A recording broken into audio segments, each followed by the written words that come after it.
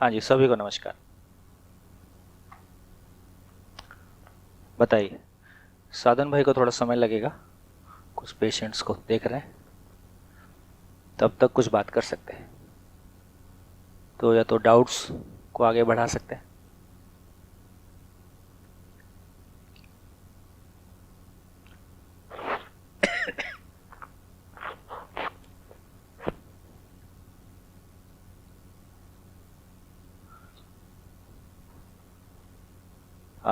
परिचय मेरे ख्याल से भंवर सिंह जी का नहीं हुआ है ना?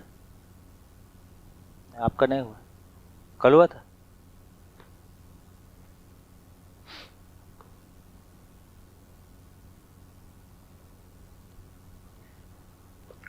कैसा रहा रात?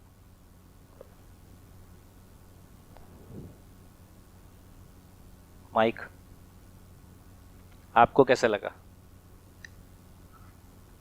कल शाम की आपने, कल शाम सुख जी प्रस्तुत कर रहे थे और प्रस्तुति ज़्यादा लोग की जीवन क्रिया पे नहीं हो पाई है। नहीं, बहुत सारे लोगों की। जीवन क्रिया पे कितने लोग की प्रस्तुति अभी तक नहीं हुई है? हाथ उठाएं। बाकी सबकी हो गई? हो गई?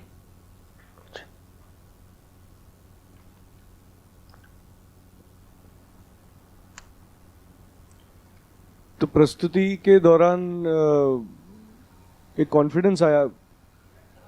खड़े हो जाएं तो अच्छा। अब तो खड़े हो ही जाओ। एक प्रस्तुति के दौरान खुद को एक श्रवण करवाने का मौका भी मिला। प्रस्तुति जो है, मुझे ऐसा लगा कि मैं खुद भी खुद को सुनाता हूँ। खुद को सुना रहा हूँ। बहुत बढ़िया। तो उससे एक दृढ़ता। मैं इसलिए शिविर लेता हूँ।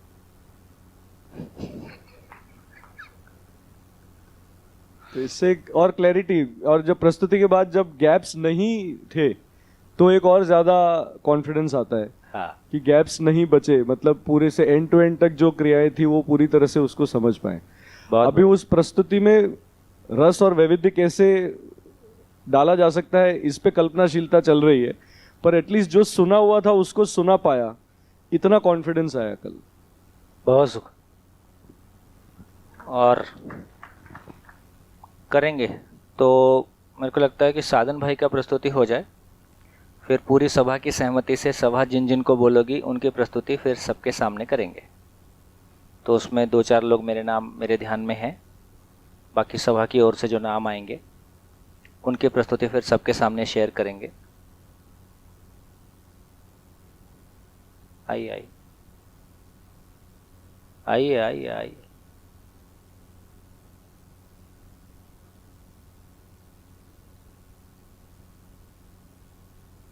जी, डाउट ले सकते हैं।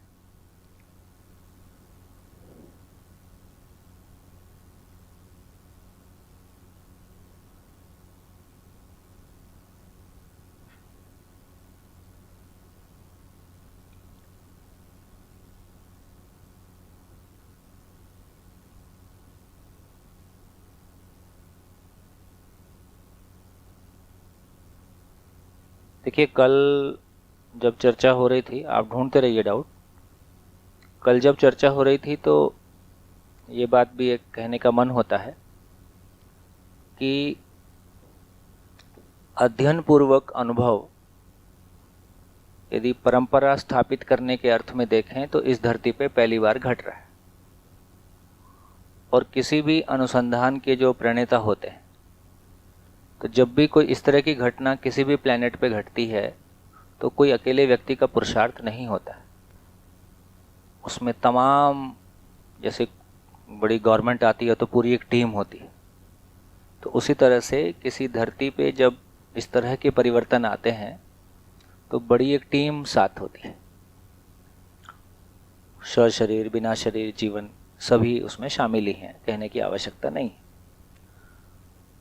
और ये भी एक बहुत स्थापित तथ्य है, कभी की सभी साधनाओं के प्रणेता, सभी साधनाओं के जो मूल लोग हैं, उनका सतत ये काम चलता ही रहता है कि उस साधना के टाइम को कैसे कम किया जा सके। ये कॉमन प्रयास है जो सभी जगह चलता है। जैसे आपने क्रिया योग सुना होगा, विपश्यना सुना होगा, तमाम, तो इनके जो मूल पुरुष हैं वो तमाम इस तरफ ध्यान देते ही हैं कि जो रिजल्ट आ रहे हैं वो लगातार उसको वॉच बनाए ही रखते हैं और लगातार उन रिजल्ट्स को कैसे कम समय में कम प्रयास से किया जा सकता है। जैसे हम भी एक फैक्ट्री चलाते हैं, क्या ध्यान हमारा बना रहता है? आइए, तो ये ध्यान हमारा बना ही रहता है कि कम प्रयास में ज़्यादा उत्पादन कैसे हो सके और ज़्यादा खुशहाली से कैसे हो सके, ये ध्यान बना ही रहता है। तो सभी साधनाओं के मूल पुरुष भी इस काम में लगे ही रहते हैं कि उन साधनाओं को उन्होंने जैसा भी माना है और उसके साधक जैसा भी प्रयास करते हैं, कम समय में अच्छे रिजल्ट कैसे आ सकें। चाहे हम एक फैक्ट्री चलाते हैं, चाहे हम कोई साधना को प्रस्तावित करते हैं, मूल पुरुष हमेशा अपने उस काम में। तो मैं ये कहना चाह रहा था कि कल की चर्चा में ये चर्चा हुआ कि हाँ, आदरणीय बाबा जी ने यदि अध्ययन विधि से अनुभव के रास्ते को प्रशस्त किया है तो ऐसा नहीं है कि शरीर जाने के बाद अब उनकी जिम्मेदारी नहीं रह गई है ना। तो शरीर ना रहे, जीवन अपनी जगह है ही, और जीवन अकेला नहीं है। और उस तरह से सशरीर भी जितने लोग हैं और बिना शरीर भी जो भी लोग हैं वो लगातार इस पे वॉच बनाए ही रहते हैं कि प्रोसेस कैसे चल रहा है और ये प्रोसेस कैसे बेहतर गति पाएगा। तो सार रूप में एक ही लाइन कहना चाहता हूँ कि शिविर तक एक तरह की बात है, लेकिन जब अपने आप को हम अध्ययन में समर्पित करते हैं तो बहुत सारे लोगों का ध्यान हमारी तरफ बना ही हुआ है। हम कोई भी व्यक्ति अकेला नहीं है, कोई भी व्यक्ति अकेले पुरुषार्थ नहीं कर रहा है। हम बहुत सारे लोग मित्र रूप में एक दूसरे के सहयोगी हैं और बहुत सारा सीन अनसीन सहयोग भी हमारे साथ जुड़ा ही रहता है। तो ऐसा एक अपने मनोबल को बनाए रखते हुए किसी भी यात्रा में चलते हैं, अपने भीतर बहुत सारी चीज़ों से जूझ रहे होते हैं, अपनी बाहर की परिस्थितियों में बहुत सारी चीज़ों से जूझ रहे होते हैं, लेकिन इस यात्रा में अपने आप को ये स्वीकार करते हुए कि मैं किसी श्रेष्ठ यात्रा के लिए निकला हूँ और बहुत सारा स्नेह सहयोग मेरे साथ उपलब्ध है, अपने मनोबल को बनाए रखते हुए अपने बढ़िया से अपने निष्ठा को लगाने की ज़रूरत है ना।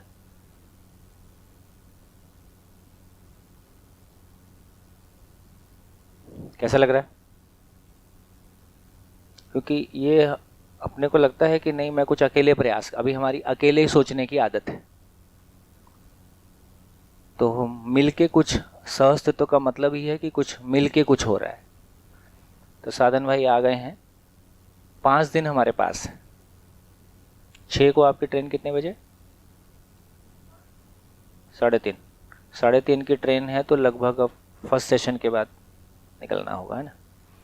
तो अपन मान के चलते हैं कि 5 दिन हमारे पास है। हाँ, 5 दिन हमारे पास है। तो 5 दिन में क्या अपेक्षा है? अपेक्षा निश्चित हो जाए तो उपलब्धि निश्चित हो जाए। तो 5 दिन में क्या अपेक्षा करें? तो मेरे को लगता है कि साधन भाई का एक जो वो क्या समझे हैं ये एक भाग है, लेकिन वो जिस तरह के वातावरण में रह के पूरी चीज़ों को समझे हैं, तो एक तो आदरणीय बाबा जी को समाधि संयम से ये वस्तु कैसे उपलब्ध हुआ, क्योंकि उसको कहने का सबसे अधिक अधिकार साधन भाई के पास है। लगातार बाबा के पास लोगों का आना, लगातार उस तरह की चर्चाओं का होना, किसी समय में कोई संदर्भ ध्यान में आ गया, किसी समय में कोई संदर्भ ध्यान में आ गया, और जो जहाँ फोकस्ड रहता है उसके पास वो सूचनाएं ज़्यादा ऑथेंटिसिटी के साथ, और कुछ उनकी प्रवृत्ति भी है ना, मूल जो पक्ष है उस पर शोध करने का।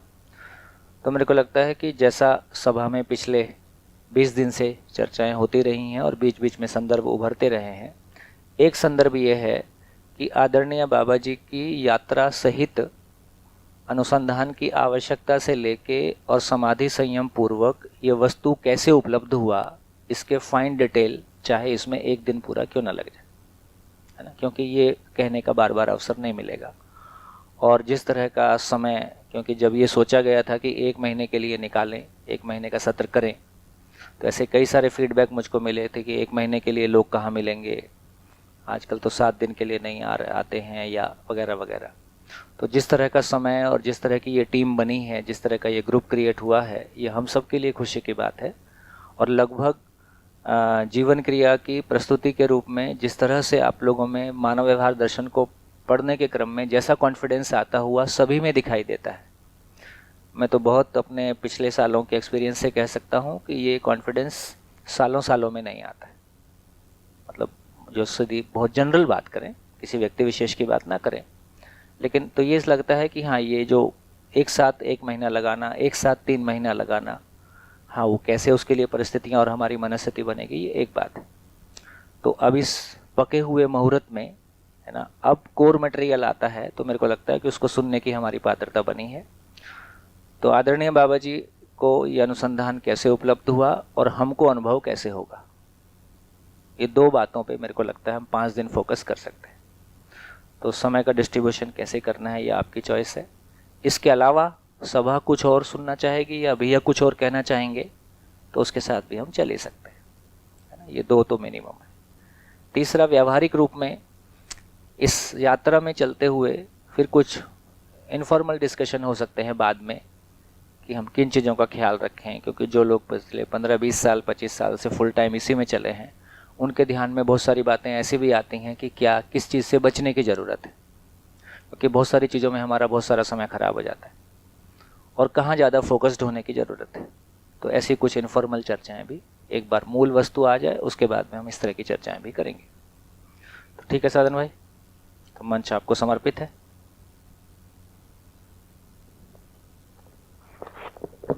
जी को नमन करता हूँ, उनके प्रति कृतज्ञता ज्ञापित करता हूँ। आप सभी को नमस्ते। इसके बाद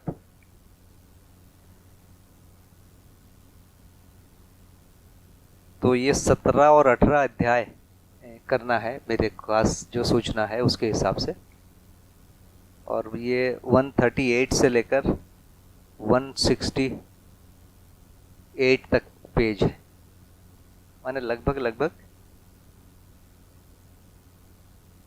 30 पेज है ना। 30 पेज पढ़ना है हमको।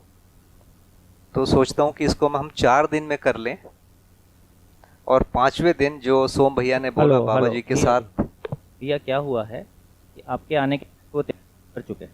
हाँ। तो 17-18 अध्याय हम पढ़ चुके हैं पिछले 2 दिन में। अच्छा, बहुत बढ़िया से, और उसकी प्रस्तुति हो चुकी है। अच्छा, तो वो काम हम निपटा लिए। तो हम इस तैयारी के साथ हैं कि हम सीधे वो हेलो आवाज ठीक से हमारे ध्यान में आ जाएगी, ये एक पार्ट है।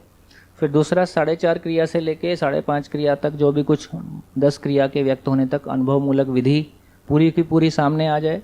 तो हमारे पास 5 दिन पूरा है। पुस्तक में हाथ नहीं भी लगाएंगे तो भी चलेगा, आप जितना विस्तार से फैल सकते हैं फैलिए। बढ़िया। तो ये तो बनाने का मुझे अवसर मिल रहा है।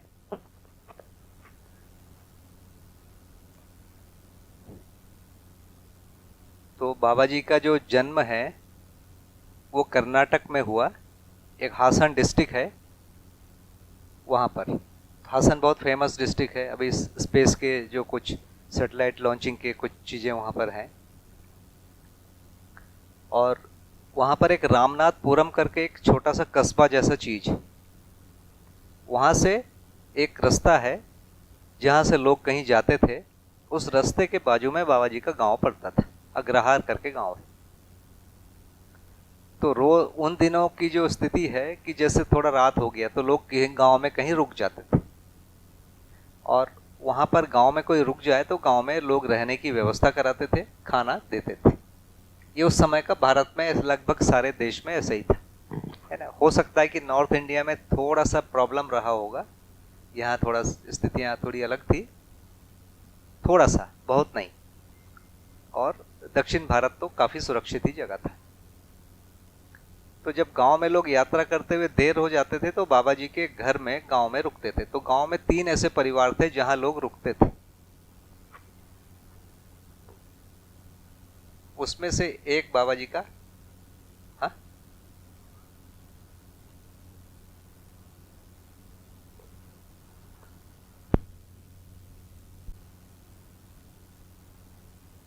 तो वो 3 ऐसे घर थे जहां पर लोग रुक जाते थे। सबको पता होता है कि वहां चले जाओ, वहां रात को रुकने की व्यवस्था है, खाना पीना मिल जाएगा। तो 3 परिवार में एक बाबा जी का भी परिवार था। और बाबा जी बताते हैं कि वहाँ जैसे कोई आया तो रात को 10 बजे 8-10 लोग 15 लोग आ गए।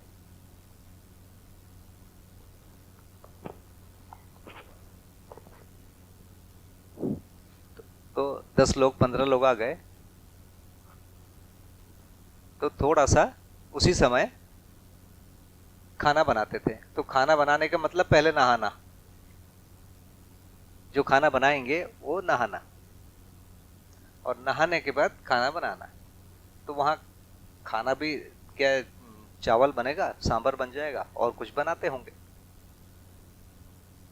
तो बनाने के बाद खिलाते हैं, खिलाने के बाद समेटना और चले जाना। तो बाबा जी का परिवार वो करता था और वही देखते थे बाबा जी। तो जब बाबा जी 8 साल के हुए, छोटे में ही पूछते थे कि लोग बाबा जी को प्रणाम करते थे। एक तो जातिवादी जो सिस्टम है उसके आधार पर कोई किसी को सम्मान करता है, तो बाबा जी ब्राह्मण जाति से थे तो एक सिस्टम था सम्मान करने का। दूसरा, बाबा जी के परिवार वालों ने कोई बड़ा कुछ सम्मान पाया था, तो बाबा जी को यह लगता था कि ये लोग मेरे पैर क्यों छूते हैं, मैं इसको क्यों, कुछ क्या दिया हूं मैंने उनको। छोटे में ही 3-4 साल की आयु से लगता था कि इतने बड़े बड़े लोग हमारे पैर में क्यों ऐसे सिर रखते हैं। पूछते थे तो घर वाले यही बताते कि तुम्हारे पूर्वजों ने बहुत अच्छा काम किया है, बहुत साधना की है, तपस्या की है, उसके कारण आपको ये भी ये सम्मान मिलता है। तो बाबा जी का कहना है कि उससे हमको इतना तो मिल गया कि हमें कुछ ऐसा काम नहीं करना है जिसके कारण ये सम्मान कम हो। परिवार का सम्मान बिगाड़ने का हमको हक नहीं है। हम इसमें आगे भले ही नहीं जोड़ पाए तो बना के रखना है। तो उसके कारण उन्होंने ऐसा कोई काम नहीं किया जिससे सम्मान परिवार का घटता है। तो एक उनको जो पूंजी मिली, और जो 8 साल की आयु में उनको उपनयन के लिए भेजे, एक जनेऊ संस्कार होता है, तो उनको कराया गया। कराने के बाद उस दिन से बताया गया कि छुआछूत जो है अब करना है, इसको नहीं छूना है, इसको नहीं, बहुत सारा छुआछूत के नियम बताए। और वहाँ पर एक काम होता था कि बच्चे गाय चराते थे, बाबा जी भी गाय चराते थे, और भी लोग चराते थे, उनके साथ खेलते थे। उस समय ऐसा हुआ कि जब उपनयन संस्कार हो गया उसके बाद कोई उनको छूने आया तो बाबा जी ने मना किया तो माना नहीं, तो उनको मार दिए बाबा जी ने, लात से मार दिया। तो बच्चा बेहोश हो गया तो दुखी हुए, पानी वानी डाले, वो थोड़े देर का था, बेहोशी, होश आ गया। और घर आने के बाद बाबा जी ने वो जनेऊ निकाल के अपनी माँ को दे दिया कि बोला ये मेरे से नहीं होगा, उसको ले लो। छू दिया, छूने से मार दिया। तो उनकी माँ ने समझाया ठीक है, किसी को बताना नहीं, एक प्रायश्चित होता है, पंचगव्य खिलाते हैं, तो पंचगव्य खाओ, नहाओ, दूसरा जनेऊ पहनो, शुद्ध। तो बाबा जी का जब रोज का वो कार्यक्रम हो गया कि जब वहां से आते थे तो गौशाला में एक जगह कपड़े रखे रहते थे, पंचगव्य रखा रहता था, पानी रखा रहता था, नहाओ, कपड़े पहनो, नया जनेऊ पहनो, फिर आ जाओ। ये रोज का कार्यक्रम उनका हो गया। छू के आते थे सबको।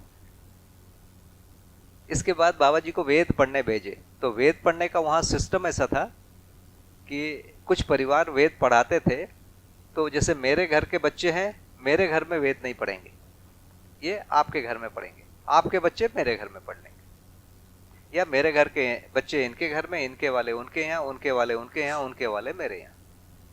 तो ये एक प्रक्रिया बना के रखे थे। तो सुबह 4 बजे पहुंच जाते थे सभी नहा के, और वेद पढ़ते थे, करीब करीब 2 घंटा 2.5 घंटा पढ़ते थे, और उसके बाद अपने काम में लग जाते थे।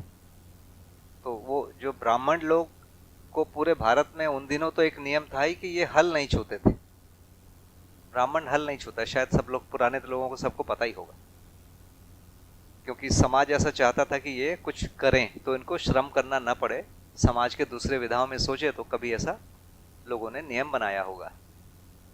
तो श्रम के बिना जो खेती होगी फिर वो गैंती, कुदाली, फावड़ा इससे होती है। तो बाबा जी के परिवार में नारियल का, सुपारी का खेती होता था, पान का काली मिर्च का। ये चारों लगभग कैश क्रॉप थे, तो ये चारों खेती करते थे।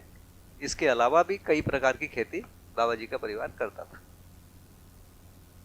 तो एक बार की बात है कि वो कुछ समय तक पढ़ते रहे वेद, और एक दिन उनके जो टीचर ने हाथ जोड़ दिया कि इनसे वेद नहीं बनेगा, बाबा जी से वेद अब नहीं बनेगा, इनको कहीं और भेजो, इनको कुछ समझ में नहीं आता है। तो फिर जो नंबर 2 का स्टूडेंट होता था उनको व्याकरण पढ़ने भेजते थे।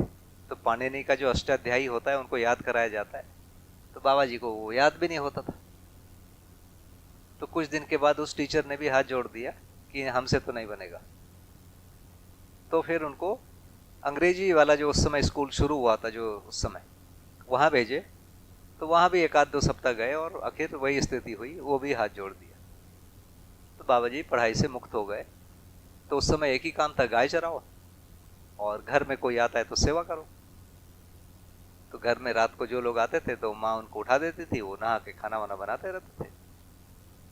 और जड़ी बूटियों लाना, उन बाबा जी की माँ चिकित्सक थी, तो वो जड़ी बूटी लाना, ये यहाँ से लाओ वो लाते थे। और बाबा जी की माँ से बाबा जी ने आयुर्वेद सीखा, ज्योतिष सीखा। बाबा जी की माँ ज्योतिष भी जानती थी और उपासना भी सीखा। उपासना की दीक्षा बाबा जी की माँ ने बाबा जी को दिया, तो वो करते थे और इस ढंग से समय बीतता था। 12 साल की आयु के बाद बाबा जी को खेत में ले गए। खेत में पिताजी के साथ काम करने लगे। तो बोले मैंने बहुत काम किया, और पिताजी उससे खुश हो गए। ये कहना है कि लगभग 3 वर्ष में उन्होंने 1000 नारियल के पेड़ लगाए। उन दिनों जो पेड़ लगाना होता था, कमर तक गड्ढा करते थे, उसमें खाद भरते थे और नारियल को लगाते थे। फिर 3-4 महीने के बाद नारियल को उखाड़ के फिर दूसरी जगह लगाते थे।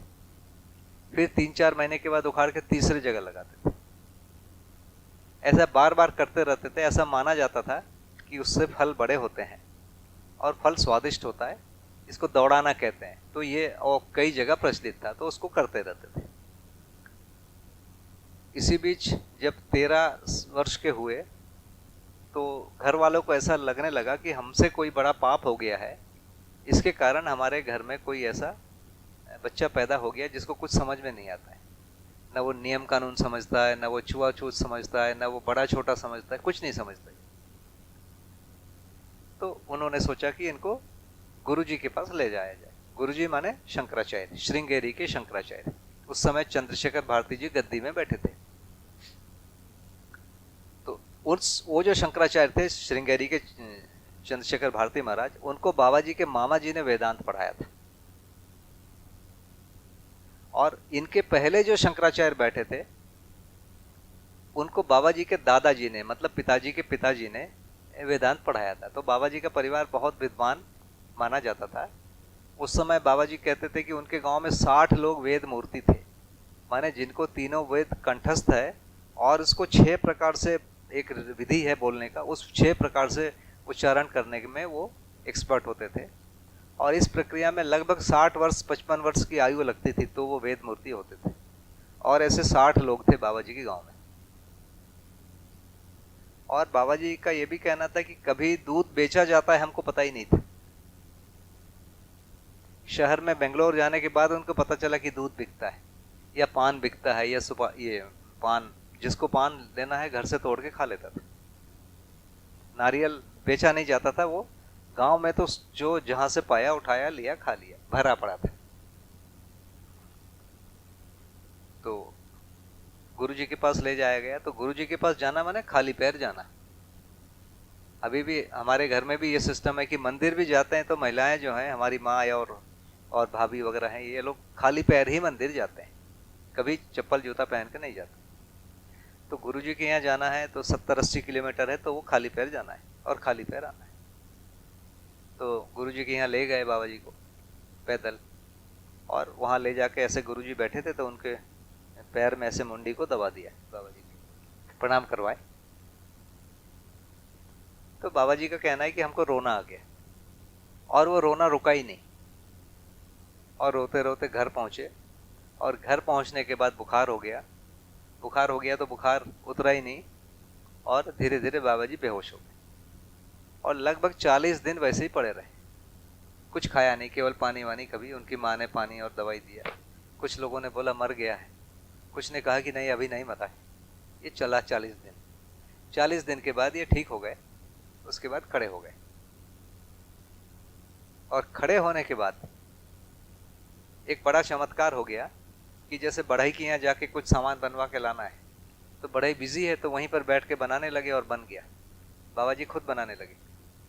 लोहार के यहाँ गए, ये सब काम खूब होते थे उन दिनों गांव में, मैंने भी देखा है। तो लोहार कुछ धार कर देता था, पीट पीट के बना देता था। तो लोहार के यहाँ गए और पीटे पाटे खुद ही बना लिए। वैसे ही बाबा जी के जो घर में वेद पढ़ते थे तो जो लोग पढ़ते थे उनको याद नहीं होता था, बाबा जी घर में आंगन में घूमते रहते थे, उनको याद हो जाता था। तो सब लोगों को लगा कि बाबा जी को एक गुरु जी का आशीर्वाद मिल गया, कोई बड़ा चमत्कार हो गया, अब ये वैसे अब नहीं। तो बाबा जी का एक अलग से ये हो गया। इसके बाद बाबा जी का परिवार उस जगह को छोड़ के मैसूर चला गया, उस गांव से। और बाबा जी के बड़े भाई ने एक जो सिलाई मशीन और उसके साथ जो यूनिफॉर्म सिलना रेलवे के और जो राजाओं के और ये सब जो होते थे वो सारे यूनिफॉर्म सिलने वाला काम करते थे। तो एक सिलाई मशीनों का एक समूह होता था, कुछ लोग काम करते थे। तो बाबा जी वहाँ गए तो बाबा जी को वो मैनेज की जिम्मेदारी मिली। तो बाबा जी का कहना है कि एक समय में तो ऐसा था कि 150 मशीनें थी और हर मशीन पर एक आदमी होता था और उनको काट के कपड़े देने के लिए 4, 6, 8 आदमी होते थे ताकि वो खाली ना रहे। और उनके ऊपर एक मैनेजर हुआ करता था। तो जब बाबा जी गए तो बोले कि बाबा जी काटना वगैरह जानते थे तो उन्होंने काटना शुरू किया और हर व्यक्ति को एक एक कपड़े का सेट दे देते थे और जब तक उनका पूरा होता था उसके पहले एक एक सेट और दे देते। भैया साधन भैया, वो एज का संदर्भ, पता ना? हाँ एज का संदर्भ, हाँ ये 15 वर्ष के आसपास का समय है जब बाबा जी का परिवार वहां गया। तो 15 वर्ष के बाद का 16, 17, 18 इस समय की बात है ये। इस समय बाबा जी का जो ये हो गया।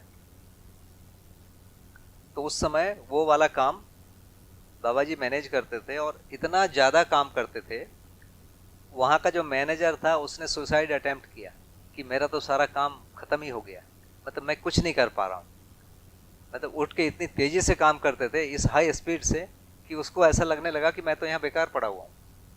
तो सारा काम इतना स्पीड से करते थे। और बाबा जी ने मुझे बताया था कि बाबा जी के एक भतीजे थे जो फिर उस समय दुर्ग पॉलिटेक्निक में प्रिंसिपल भी हुए, बाद में टेक्निकल एमपी के एडिशनल डायरेक्टर रहे थे। वो छोटे थे, भतीजे थे, बाबा जी से 14-15 साल वो छोटे होंगे आयु में। तो बाबा जी बोले मैं उनके लिए रोज एक नया ड्रेस बना के देता था, रोज एक नया। और ये 2 या 3 साल दिए मूर्ति भाई साहब को। और मूर्ति भाई साहब ने मुझे खुद बोला कि मेरी छोटी बहन के लिए रोज एक देते थे। माने जो छोटे मोटे जो टुकड़े बचते हैं उनको जोड़ के रोज एक नया कपड़ा बना के देते थे, डेली उनका एक काम। तो इस ढंग से होते थे। और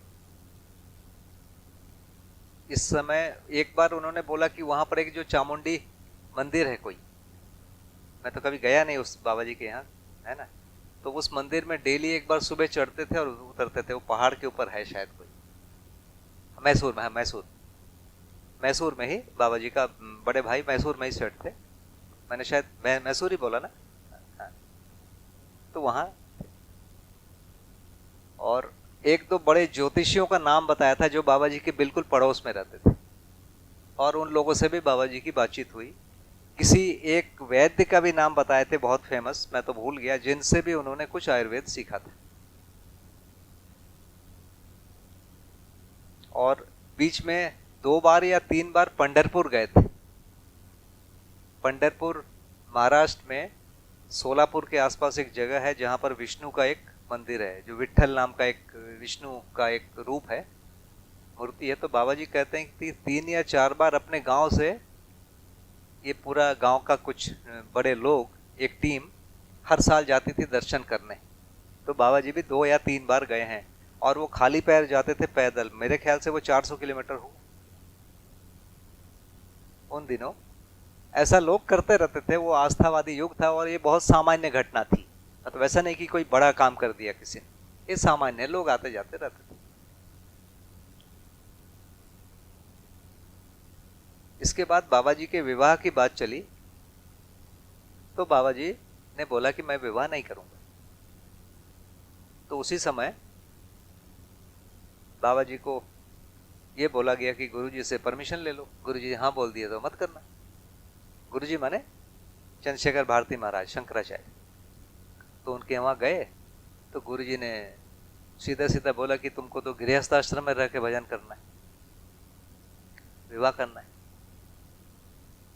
खत्म पूरा कहानी। अभी क्या करें? अभी बनारस चले जाओ, 1 वर्ष एक मंत्र जप करो। उन्होंने एक मंत्र बताया, वो मंत्र वही था जो बाबा जी की माँ ने ही उनको बताया था। तो वहां से वो घर नहीं गए, सीधा बनारस। घर में एक टेलीग्राम डाल दिया कि गुरुजी की आज्ञा से 1 साल के लिए बनारस जा। सीधा वहां से बनारस निकल गए। जब वहां पहुंचे, आयु क्या उस समय आयु क्या रही होगी? ये 1921 की बात है, ये 21 वर्ष की बात है। 21 या 20-21 के बीच का है, 20 होगा शायद, 20 वर्ष की आयु होगी। तो वहां से बनारस चले गए, काशी। और 20 वर्ष की आयु माने 1940 है, ये 20 वर्ष की आयु है। तो वहां काशी चले गए। तो बोले कि मैं नहा रहा था नदी में, मेरे बाजू में एक आदमी और नहा रहा था स्टेशन से उतर के नदी में। तो मैं भी डुबकी लगाया, वो भी डुबकी लगाया। फिर मैंने लाल वाला धोती पहना, उसने सफेद वाला धोती पहना। उसके बाद फिर उसने भी कुछ पूजा पाठ किया, मैंने भी कुछ किया। और जैसे ही पूजा, बीच बीच में दोनों एक दूसरे की तरफ देख लेते थे। बोले जैसे ही पूजा पाठ खत्म हुआ मेरा, वो मुझसे पूछता है कहाँ से आए हो? मैंने कहा कि मैसूर से आया हूँ। किस लिए आए हो? साधना करने आया हूँ, गुरुजी ने आज्ञा दिया है। कौन गुरुजी? ये गुरुजी। ठीक है। तो बोले चलो। अपने घर ले गया, बाबा जी को नाश्ता कराया। नाश्ता कराने के बाद बाबा जी ने बोला मेरा एक काम कर दो। वो कुछ मदद कर, बोलो क्या मदद करें? तो मेरे को कोई एक घर दिला दो जिसमें मैं रह के साधना कर सकूं, और एक सिलाई मशीन दिला दो जिसमें मैं अपना कुछ काम करके खा लूं। तो उन्होंने कहा कि यहाँ तो अन्न क्षेत्र है, यहाँ बहुत सारे अन्न क्षेत्र हैं, क्या जरूरत है सिलाई मशीन लेने की? बोले नहीं, मैं ये काम जानता हूं, मैं करूंगा। ले लिया। उस व्यक्ति ने एक मकान दिलाया। एक कमरा था जिसमें किसी का मर्डर हो गया था, उस कमरे में कोई रहने को तैयार नहीं था। वो कमरा खाली ही था, तो बाबा जी को उसमें दे दिया। वो कुछ किराया भी तय कर दिया, और एक सिलाई मशीन मिल गई उनको। डेली कुछ पैसा देने के, उसमें कुछ पैसा रोज चुकाना है, उस हिसाब से सिलाई मशीन मिल गई। तो मैंने पूछा बाबा जी से कि आप वो सिलने वाला काम क्यों किए, दर्जी वाला काम क्यों कर लिए? तो उन्होंने बोला गुरुजी ने तो बोला नहीं मांग के खाना। मैंने कहा गुरुजी ने तो ये भी नहीं बोला कि कमा के खाओ, आप क्यों कर ली? ऐसे मेरे को उस समय ज्यादा पता नहीं था, पूछा तो पूछ लिया, मेरे बात आ गई। तो उन्होंने बोला ये हमारा संस्कार होगा, हमने कर लिया। तो वहां पर 6 घंटे जो मंत्र थे उसको 6 प्रकार से जप करना था। कुछ भी कोई विधि बताया था, मैं भूल गया। एक ही मंत्र है छोटा सा, 15 अक्षर का एक मंत्र होता है, उसको 6 प्रकार से जप करना होता है। और 6 घंटा जप करने का उन्होंने टारगेट रखा था। और बाकी समय में सिलाई मशीन से सीलते थे, और जितना भी पैसा मिलता था शाम को जाके या फिर दूध पीते थे या मलाई खाते थे, एक ही टाइम खाते थे। या फिर दूध या मलाई, कोई तीसरी चीज नहीं खाते। और जितना पैसा बचता था साधु संत भिखारी किसी को बांट देते थे। अगले दिन फिर 0, फिर स्टार्ट करते थे। ऐसा वो करते रहे, 1 वर्ष ऐसा ही किया। इस बीच एक दिन एक छोटा सा बच्चा गंदे कपड़े पहन के उनसे कुछ खाना दो करके पैसा दो कुछ मांगा। तो बाबा जी ने बोला कि मैंने उनको एक साबुन का बट्टी दिया खरीद के, ये साबुन लो, नहाओ। जब तक वो नहा के आया तब तक उसको एक नया कपड़ा पहना दिया, और उसके बाद पूछा कि तुम यहाँ काम करोगे? बोला हाँ। तो उसको वहाँ का काम सिखाया कि झाड़ू लगा देना, कांच लगा देना, जो होता है वहाँ का नियम। तो वो साथ में रहता था, एक हैंड हो गया बाबा जी के पास, वो काम भी सीखता था। और बोले जाते जाते उस व्यक्ति को फुल ट्रेंड किया। जब 1 साल पूरा हुआ, उसको मशीन सौंपा, दुकान सौंपा, एक जमी जमाई प्रैक्टिस सौंपा, और बाबा जी चले गए। 1 वर्ष में इतना कर लिया, एक भिखारी को वो जगह खड़ा कर दिया। बाबा जी बोले कि उस समय जब मैं जो 6 घंटे मंत्र जपता था, तो कोई भी व्यक्ति मुझे कुछ भी बोलता था तो मुझे छंद में टूटा टूटा सुनाई पड़ता था।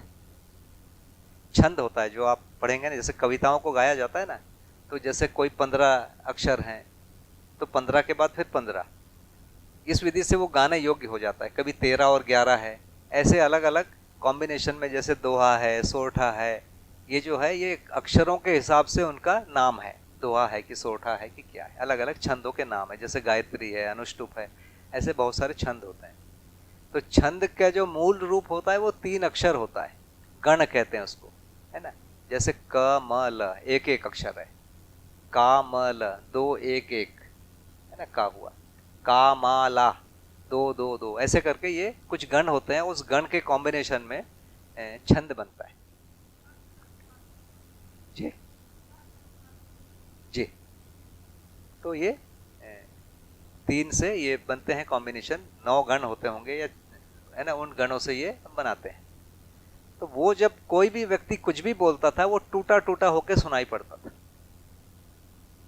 उनको खुद लगता था, बोलता तो वो ऐसे ही था, लेकिन इतनी स्पीड से उनको वो टूटा टूटा सुनाई पड़ता था। और बाबा जी को उन दिनों बढ़िया हिंदी नहीं आती थी, लेकिन वोकेबुलरी तो बहुत अच्छी थी।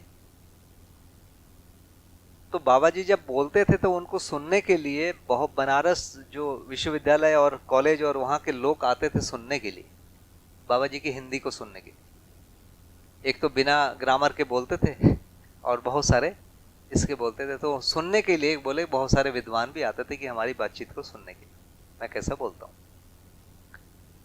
1 साल के बाद वहाँ पहुँच गए, काशी से वापस मैसूर, और मैसूर पहुंचने के बाद शादी की बात हुई और शादी हो गई। शादी हुई जून में, जून 1942, माने 22 वर्ष में। और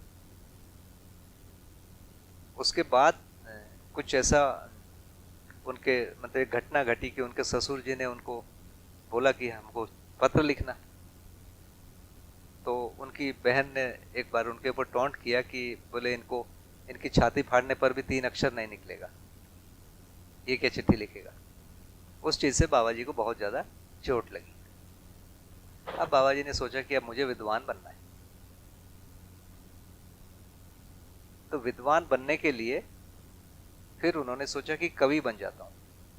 तो कवि बनने के लिए वहाँ से हम्पी नाम का एक जगह है, वहाँ से कुछ दूर जंगल है और अभी कुछ पुराने टेम्पल वगैरह हैं, है ना, वहाँ चले गए। और वहाँ लगभग 40 दिन वो वही जो मंत्र था उसका जप करते थे कवि बनने के लिए। एक गुफा में रहते थे और पानी पीते थे, और वहाँ पर एक जंगली जामुन होता था, बोले उसको थोड़ा बहुत खा लेता था। और 40 दिन के बाद एक दिन वो कवि बन गए। तो उसको घटना को ऐसे बताते हैं, गुफा में था तो एकदम ऐसा मेरे को लगा कि पूरा प्रकाश फैल गया, और जैसे किसी ने बोला कि तुम कवि बन गए हो। उसके बाद मैं कविता बोलने लगा, और वो नॉन स्टॉप 2-3 दिन कविता ही बोलते रहे। ऐसा जो आशु कवि कहते हैं ना, तुरंत ही छंदों में उसको कन्वर्ट कर देना, वो करने लगे। और उसके बाद अपने ससुर को कविता में एक चिट्ठी लिखा। उसके बाद घर आए। घर आने के बाद उन्होंने एक फैक्ट्री लगाया।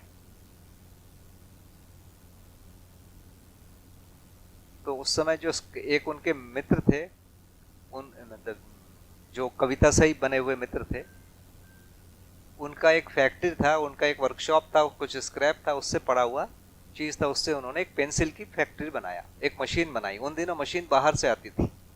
तो बाबा जी कोई जीडी नायडू साहब का नाम बताते थे कि वो बड़े विद्वान थे, उस समय टेक्नोलॉजी के महापुरुष थे वो।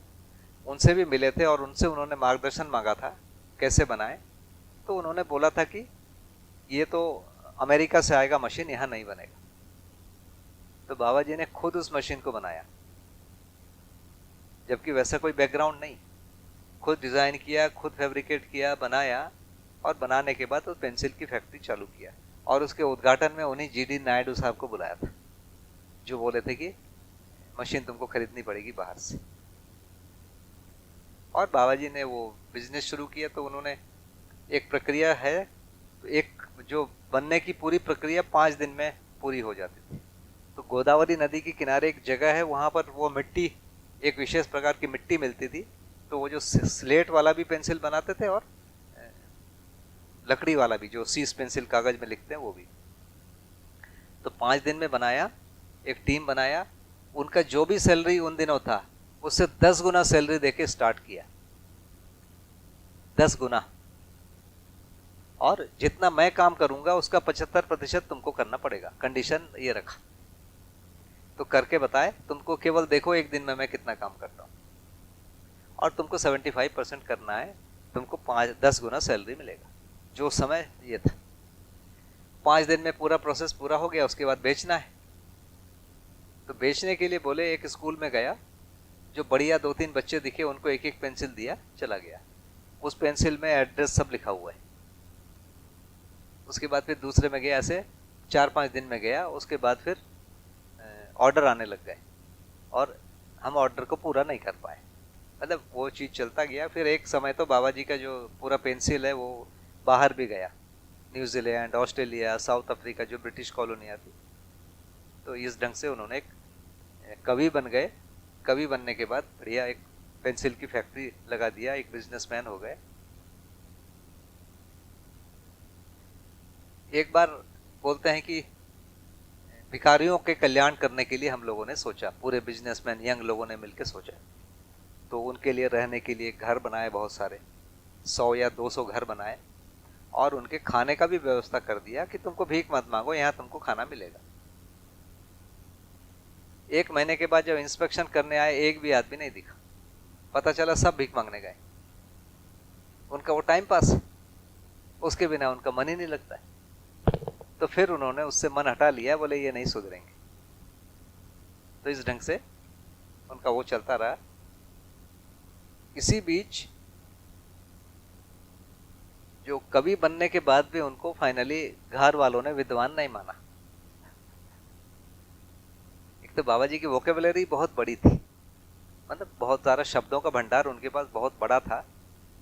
और उस समय बाबा जी 4 भाषा बोल लेते थे, मतलब कन्नड़ भाषा, तमिल भाषा, तेलुगु भाषा और मलयाली। और एक घर की जो भाषा है वो संकेती कहते हैं, वो तमिल और कन्नड़ मिक्स एक भाषा है, थोड़ा बहुत मलयाली भी एक मिक्स भाषा है, उसमें बोलते थे, उसको संकेती कहते। तो वो भी बोल लेते थे, और संस्कृत भी बोल लेते थे, हिंदी भी बोल लेते थे, इतनी सारी भाषा जानते थे। उसके बाद भी बाबा जी को कोई विद्वान नहीं माना। तो फिर एक दिन अपने मामा जी से पूछा, वही मामा जी जिन्होंने शंकराचार्य जी को वेदांत पढ़ाया था, कि मैं विद्वान कैसे बनूंगा। तो उन्होंने बोला कि वेदांत पढ़ लो, वेदांत वेद का जो सार है उसको यदि पढ़ लिए, समझ लिए, तो विद्वान हो गए।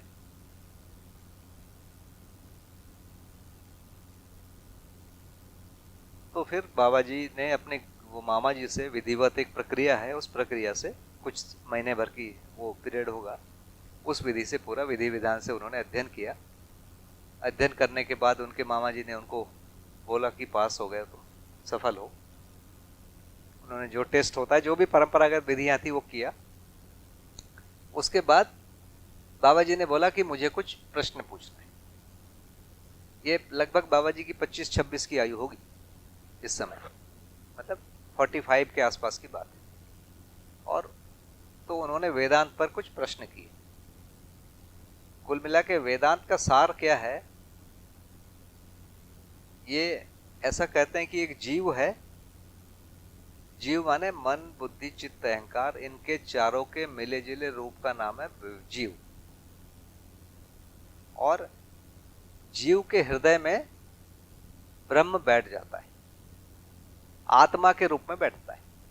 तो मन बुद्धि चित्त अहंकार और आत्मा, इन पांचों का एक सम्मिलित स्वरूप हो गया। तो जैसे ही ब्रह्म आत्मा के रूप में जीव के हृदय में बैठा, जीव कर्म बंधन में आ गया। अब जीव को कर्म करना पड़ेगा, और कर्म करता है, अच्छे कर्म करता है तो स्वर्ग जाता है, बुरे काम करता है तो नरक जाता है। कुछ समय तक नरक भोगता है, वापस आता है, कुछ समय तक स्वर्ग भोगता है, वापस आता है, फिर वही कर्म बंधन में पड़ा रहता है। किसी दिन वापस वही जो आत्मा है वापस ब्रह्म में विलय हो जाता है तो मोक्ष हो जाता है। ये वेदांत में कहा है, वेदांत का जो सार है। तो बाबा जी ने प्रश्न उठाया कि मोक्ष किसको हुआ, आत्मा को हुआ कि जीव को हुआ? यदि जीव को हुआ तो जीव बंधन में क्यों आया था? आत्मा यदि नहीं बैठा होता तो जीव पहले से ही मोक्ष था, जीव पहले से ही मोक्ष की स्थिति में था, आत्मा ने उसको बंधन में डाला। तो बंधन का कारण तो आत्मा हुआ ना, ईश्वर हुआ। ईश्वर ही बंधन का कारण है, आपकी इस बात से हमको लगता है। दूसरा, यदि आत्मा को मोक्ष हुआ तो आत्मा बंधन में आएगा कैसे? ईश्वर क्या कभी बंधन में आ सकता है? वो तो सर्वशक्तिमान है, ईश्वर बंधन में कैसे आ गया? वो भी जीव के कर्म के, वो तो उससे बड़ा है। इस पर कुछ चर्चा हुई तो बाबा जी के मामा जी बहुत दुखी हुए। तो फिर उन्होंने एक विद्वानों की सभा बुलाई। विद्वानों की सभा में बाबा जी ने अपनी प्रस्तुति की। अपनी प्रस्तुति जब किया तो सारे विद्वान ने, कुछ लोगों ने उसका जवाब देने की कोशिश किया, कुछ लोगों ने डांटा, है ना, कुछ लोग रोए, सब हुआ। बाबा जी बोले हम भी रोए, बाबा जी के मामा भी रोए कि ये हम किसको पढ़ाया क्या बोल रहा है, इसको तो कुछ भी समझ में नहीं आता है ना। शास्त्रों पर शंका करता है ये आदमी, है ना, वेदांत पढ़ने के बाद इसको क्या हो गया है। तो लोग बड़े दुखी हुए। फाइनली उनको गुरु जी के पास भेजा गया कि जाओ भैया, वही निपटेंगे तुमसे। तो गुरु जी के पास भी गए, उसी समय महर्षि रमन से भी मिले, उसी समय अरविंदो जी से भी मिले। अरविंदो जी के एक बहुत खास व्यक्ति थे जो सावित्री का ट्रांसलेट कर रहे थे इंग्लिश में। अरविंदो जी ने सावित्री लिखा है ना, फ्रेंच में लिखा, उसका वो ट्रांसलेट करते थे। उनसे बाबा जी की कविता के आधार पर दोस्ती हो गई थी, वो उनको मिलाया था। पांडिचेरी, वो तो जाते नहीं थे ना कहीं बाहर उन दिनों। और महर्षि रमन से भी मिले थे उनकी जगह में जाके।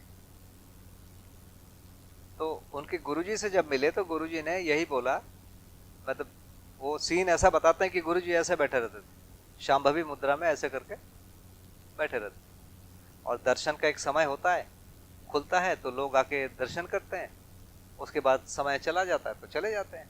तो सुबह 2 घंटे का शायद समय होता था। तो बाबा जी का परिवार उनको जानता था, गुरुजी थे ना, तो उनको सम्मान था बाबा जी के परिवार का, तो बाबा जी को बढ़िया मिल जाता था।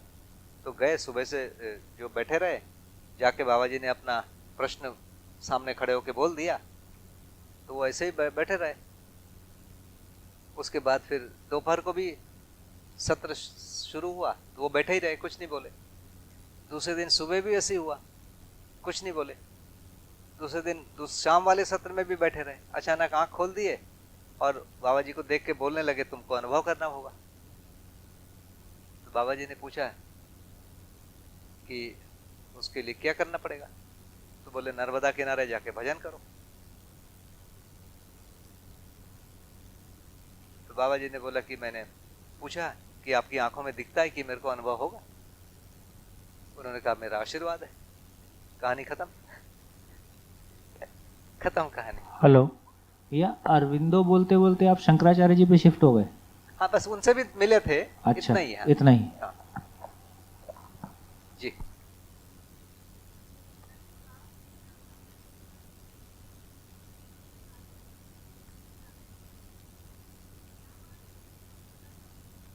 सामान्य बोलचाल ही था, उनका हिंदी बोलने का ढंग ऐसा था जिससे लोग बड़े प्रभावित होते थे। जी।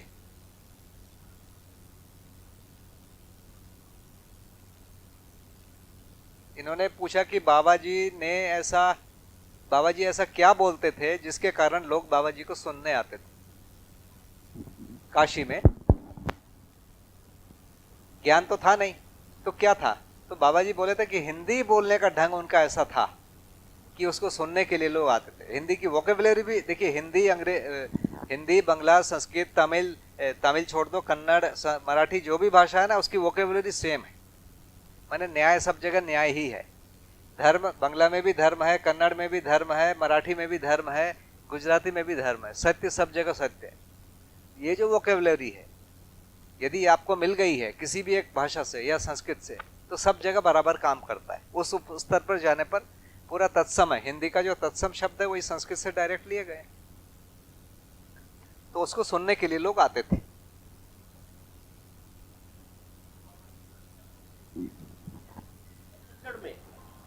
संस्कृत में बोलते थे। बाबा जी की एक कविता की मैं एक दो लाइन सुनाता हूं।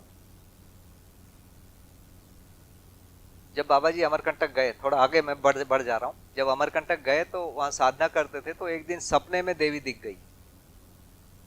सपने में दिखता रहता है ना कुछ, तो देवी को उन्होंने एक कविता बना के सुनाया, और कविता बना के सुनाया। उसके बाद सुबह माता जी को, मैंने अपनी पत्नी को बोला, तो माता जी उसको लिख के रखी थी, और आरती जो गाती थी उसमें उसी को गाते थे। तो वो है, दुर्गे दुर्गति नाशनी, शुभ करी शुभ रूपे, शुभ करी शुभ रूपे, आद्य भारती वरदे, लक्ष्मी कमल स्थित श्री, ओम जय जय जय जय जगदम्बे। ऐसा करके 8 ऐसे 8 ये हैं स्टेंजा है। मैं भी उसको बहुत बार, बाबा जी घर में आरती होती थी, अभी भी होती है, तो कभी जाता हूं तो मैं भी, हालांकि मुझे पूरा याद नहीं है, पर उस समय फ्लो में सब याद आ जाता है। तो वो संस्कृत भाषा में ही लिखे थे, और कविता का अनुभव बाबा जी को अच्छा नहीं रहा। कवियों में बोले बहुत ज्यादा ईर्ष्या द्वेष। एक कवि दूसरे कवि के अच्छे कविता को नहीं सराह पाता है।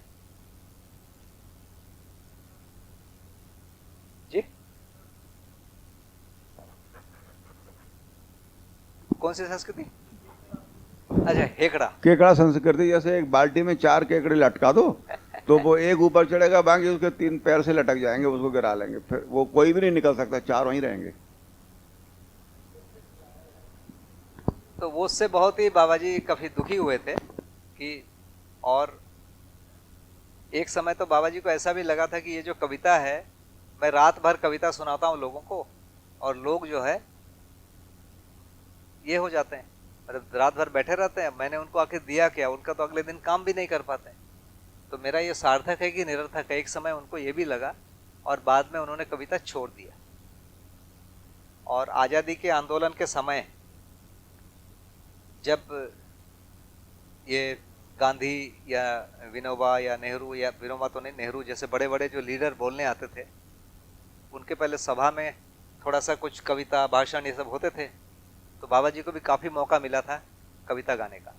तो उस समय भी काफ़ी कविता गाए थे, जो भीड़ को जमा करने के लिए या भीड़ को बांध के रखने के लिए, उसमें भी उन्होंने काफ़ी कविता गाया था।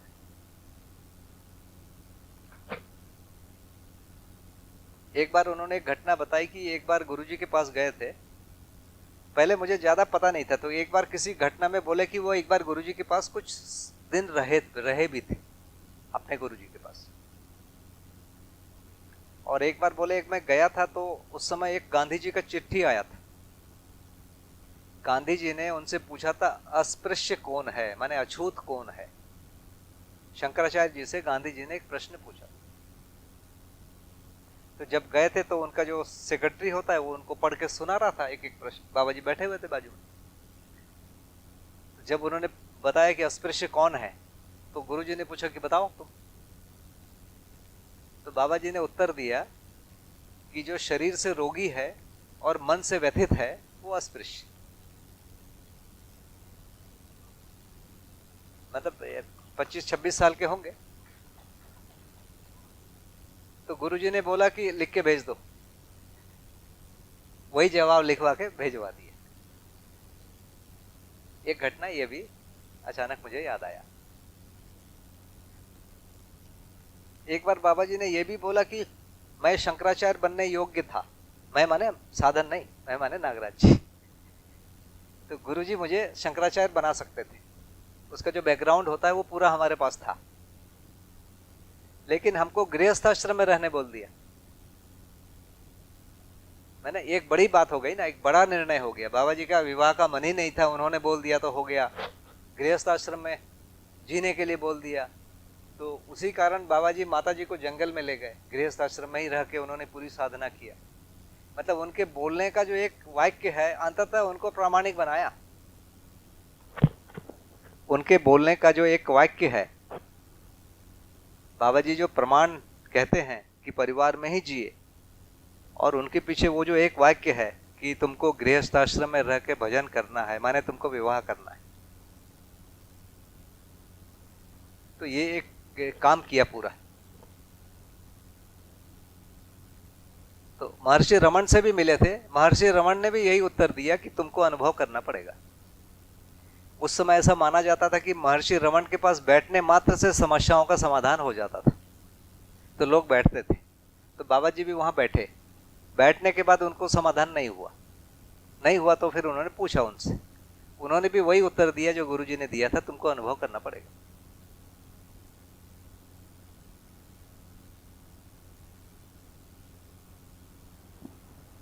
तो जब ये तय कर लिया कि अनुभव करेंगे जी। भैया, महर्षि अरविंद के साथ जो मुलाकात हुई उसका कोई वर्णन है? वो महर्षि अरविंद ने बाबा जी को बहुत भाव नहीं दिया, एक प्रकार से डांटा ही। मतलब एक तो शास्त्रों पर शंका करना उन लोगों के लिए बड़ा भारी होता है। मतलब कोई भी जो साधक है या बड़ा पहुंचा हुआ है, उनके सामने शास्त्रों पर यदि शंका कर दो तो वो नाराज होते थे, बहुत डांटते थे। उस ढंग से उन्होंने बाबा जी को डांटा भी। मतलब बाबा जी की आयु 25 वर्ष है और वो 60-65 के, मतलब एक उन दिनों था ही ना, 1 साल का बड़ा माने बहुत बड़ा है ना। फिर ये आयु में बहुत बड़े है ना। फिर उनके पास तो एक बड़ा आश्रम और सब कुछ था। तो बाबा जी को अच्छे से उन्होंने डांटा।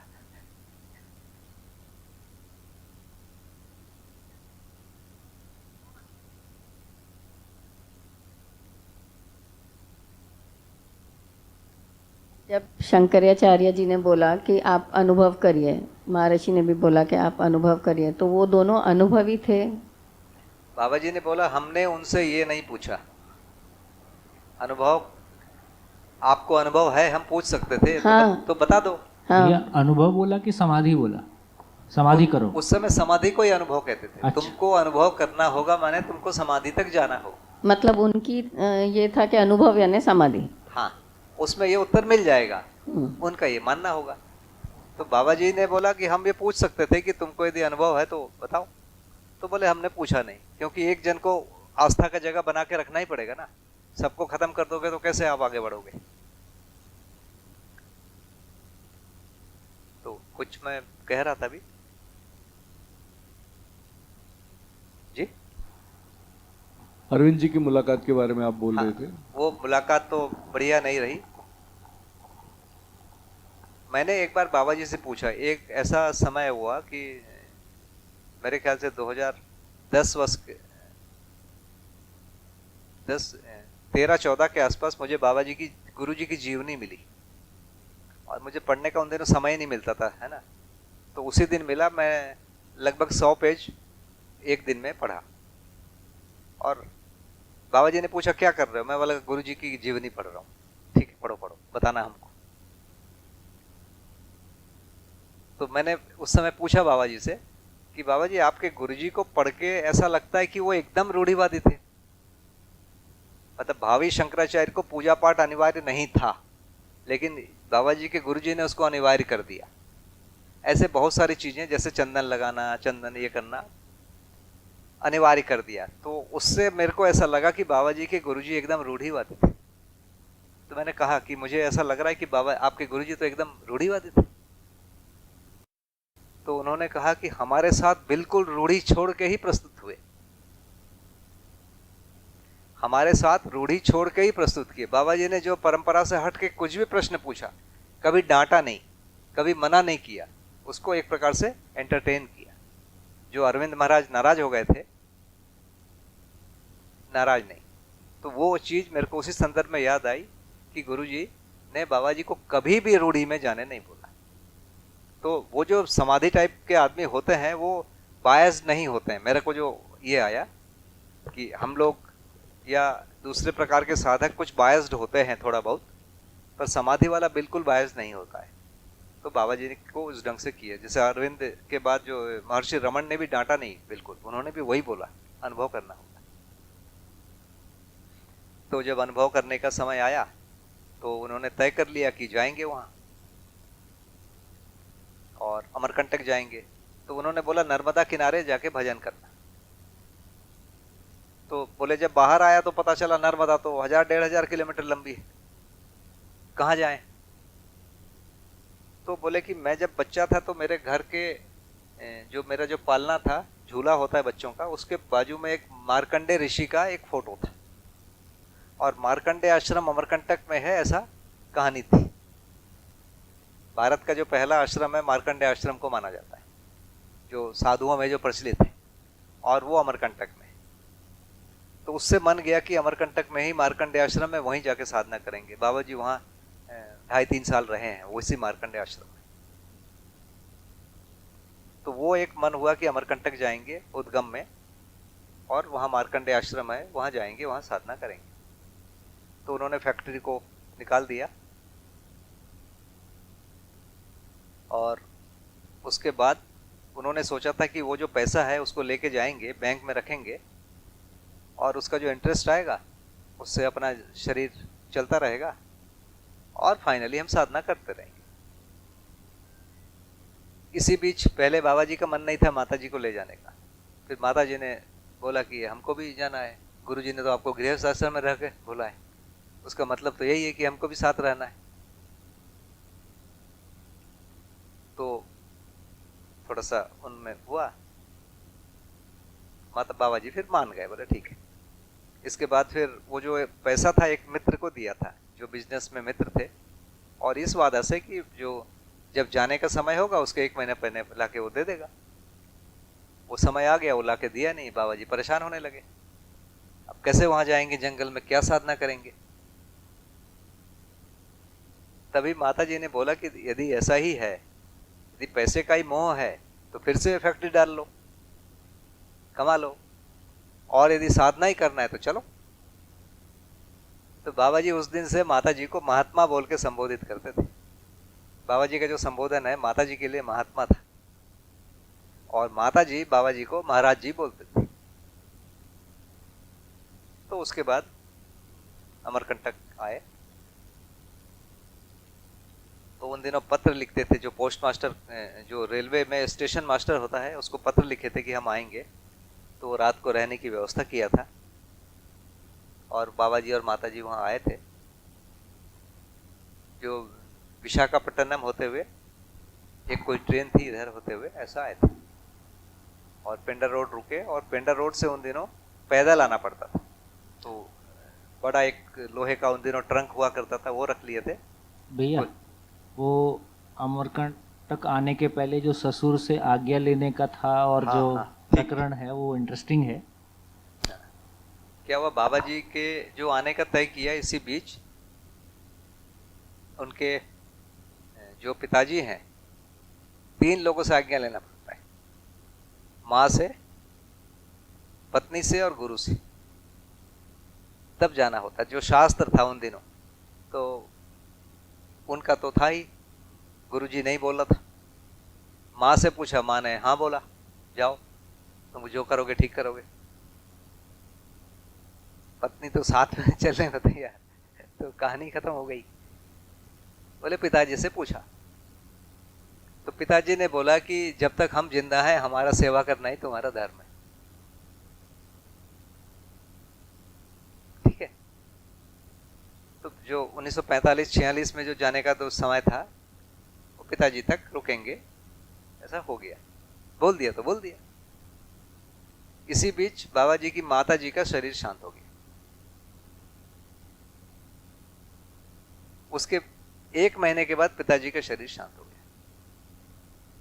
और 1 वर्ष तक पूरा जो क्रिया कर्मकांड जो वहां के रीति रिवाज से होता है उन्होंने किया। 1 वर्ष के बाद फ्री हो गए कि अब जा सकते हैं। तो देखिए बहुत सारा अनुकूलता भी होना चाहिए ना। इसके पहले बाबा जी के जो छोटे भाई थे वो सन्यासी बन के चले गए थे। बाबा जी लोग 3 भाई थे। जो बाबा जी से छोटे थे उनका नाम रामनाथ था, वो सन्यासी बन गए थे। और बाबा जी के जो बड़े भाई थे बाबा जी से 10 वर्ष बड़े थे और बाबा जी उनसे कभी कुछ नहीं, उन्होंने जो बोला बाबा जी हाँ ही बोले। इवन जब बाबा जी एक बार, जब मैं रहता था बाबा जी के साथ, तो 95 में या 94 में एक बार फिर अमरकंटक से वहाँ गए थे बाबा जी। बड़े भाई जीवित थे तो बड़े भाई जो बोलते थे वही करते थे, हाँ हाँ हाँ, कभी कुछ भी नहीं बोला उन्होंने। जैसे छोटा बच्चा बोलता है ना वैसे ही हमेशा आज्ञा पालन किया। कब की बात है, ये बाबा जी की 74-75 है। उस समय भी बड़े भाई के सामने अनुभव होने के बाद, समाधि संयम होने के बाद बड़े भाई के सामने वैसे ही प्रस्तुत होते थे जैसा पहले छोटे में थे।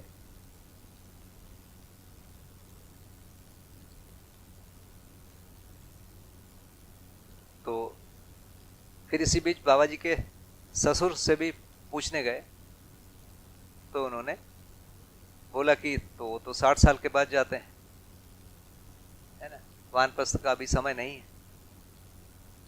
तो अभी मत जाओ।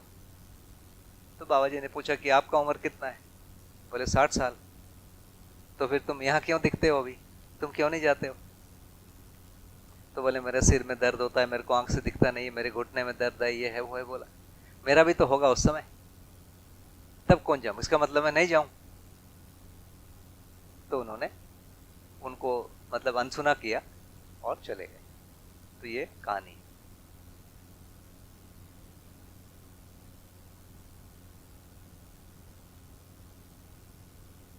बच्चों, हाँ, बाबा जी का एक बेटा था, उसको बेंगलोर में ही अपने सास ससुर के पास छोड़ के आए थे। उनको छोड़, हाँ, ये तो बाबा जी की एज उस समय 29 है। तो 29 में वो अमरकंटक के लिए प्रस्थान किए। 29 भी बोलेंगे या 30 लगभग पूरा होने को था। बाबा जी 31 दिसंबर 1949 को अमरकंटक पहुंचे शाम को। अगले दिन 1 जनवरी 1950 है ना। तो 14 जनवरी 1950 को बाबा जी का 30 वर्ष पूरा होता। तो लगभग 30 वर्ष की आयु हो गई। तो उस समय बाबा जी पहुंचे थे। तो ये एक था, वहां गए तो बोले वहां जिस दिन गया था तो पूरे रास्ते भर एक घोड़े में पैदल पैदल चल के आना पड़ा। एक घोड़े में सामान रख दिए और पैदल पैदल चल के आए। शाम तक पहुंचे। शाम को वहां रामबाई की धर्मशाला है, वहां रुक गए। सुबह उठ के देखे कि चारों तरफ बिल्कुल बर्फ की चादर जमी हुई, जो वहां ओस जो है जम जाती है और पूरा एकदम ठंडे में जम जाता रहा। तो वहां आने के बाद बहुत सारा चीज किया बाबा जी ने। जंगल में कई रात बिताए ये देखने के लिए कि शेर हमको खाता है कि नहीं खाता है। वहां शेर था। जो पहले ही रात गए तो मंदिर के सामने जो धर्मशाला है उसके गेट में शेर ने गाय को खा लिया था उसी रात 31 दिसंबर को। उस दिनों काफी शेर वहां पर थे। तो वैसे ही 1 महीना रहे। 1 महीना वहां के जंगली लोगों, जो आदिवासी लोगों से मिलके जड़ी बूटियों को पहचाना। बोले बहुत सारा मैं पहचानता ही था, कुछ और भी वहां लोगों से मिलकर सीख लिया, वो भी की। और साधना उन्होंने शुरू किया गुरु पूर्णिमा से, माने जुलाई से उन्होंने साधना शुरू किया।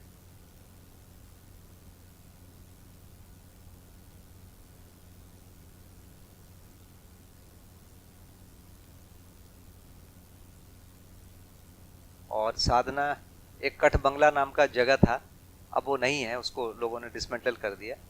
वहाँ पर शुरू में साधना किए। तो उस समय रामबाई की धर्मशाला में रहते थे, कभी अमरकंटक जाएंगे तो देखिएगा। तो रामबाई की धर्मशाला में रहते थे, उसकी धर्मशाला के पीछे में ही वो कठ बंगला था, उसको दरवाजा बंद करके साधना करते थे। तो एक उन्होंने लिखा हुआ है कि जब गुरु पूर्णिमा, पहले उन्होंने तय किया कि सुबह 6 बजे से शाम को 6 बजे तक साधना करना है। क्यों करना है? बोले वहां जाके हम पहली बार देखे कि ब्राह्मण बीड़ी पीता है, ब्राह्मण जुआ खेलता है, पहले हम कभी देखे नहीं थे।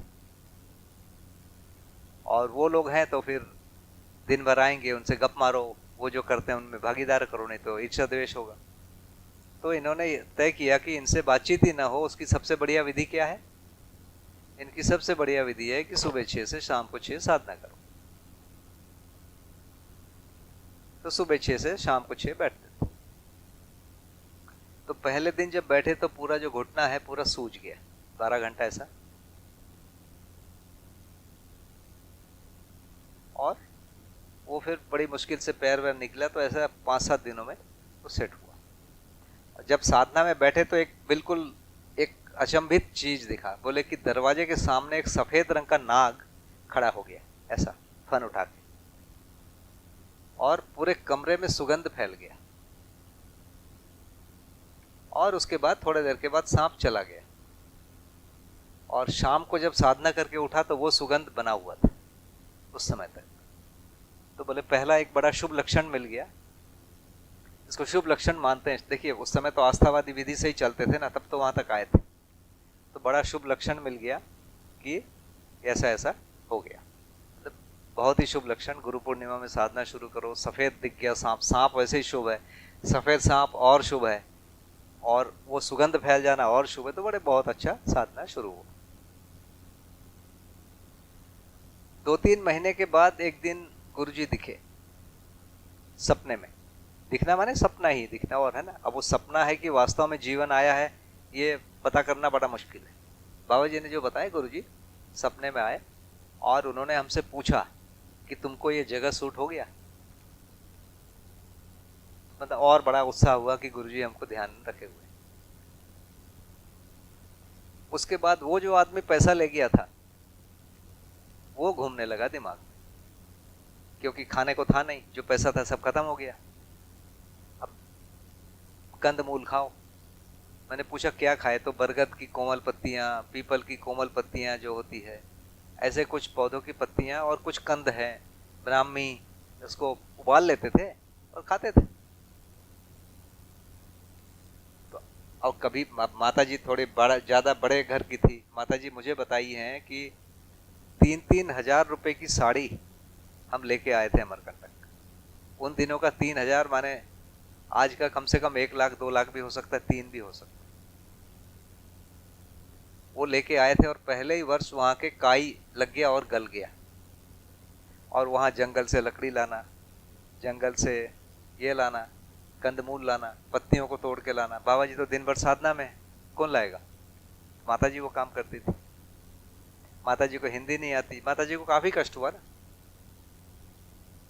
वहां के लोगों के साथ बैठी रहती थी। तो बाबा जी को भी खराब तो लगता ही रहा होगा। तो वो आदमी दिन भर घूमता था साधना में, जो पैसा ले गया।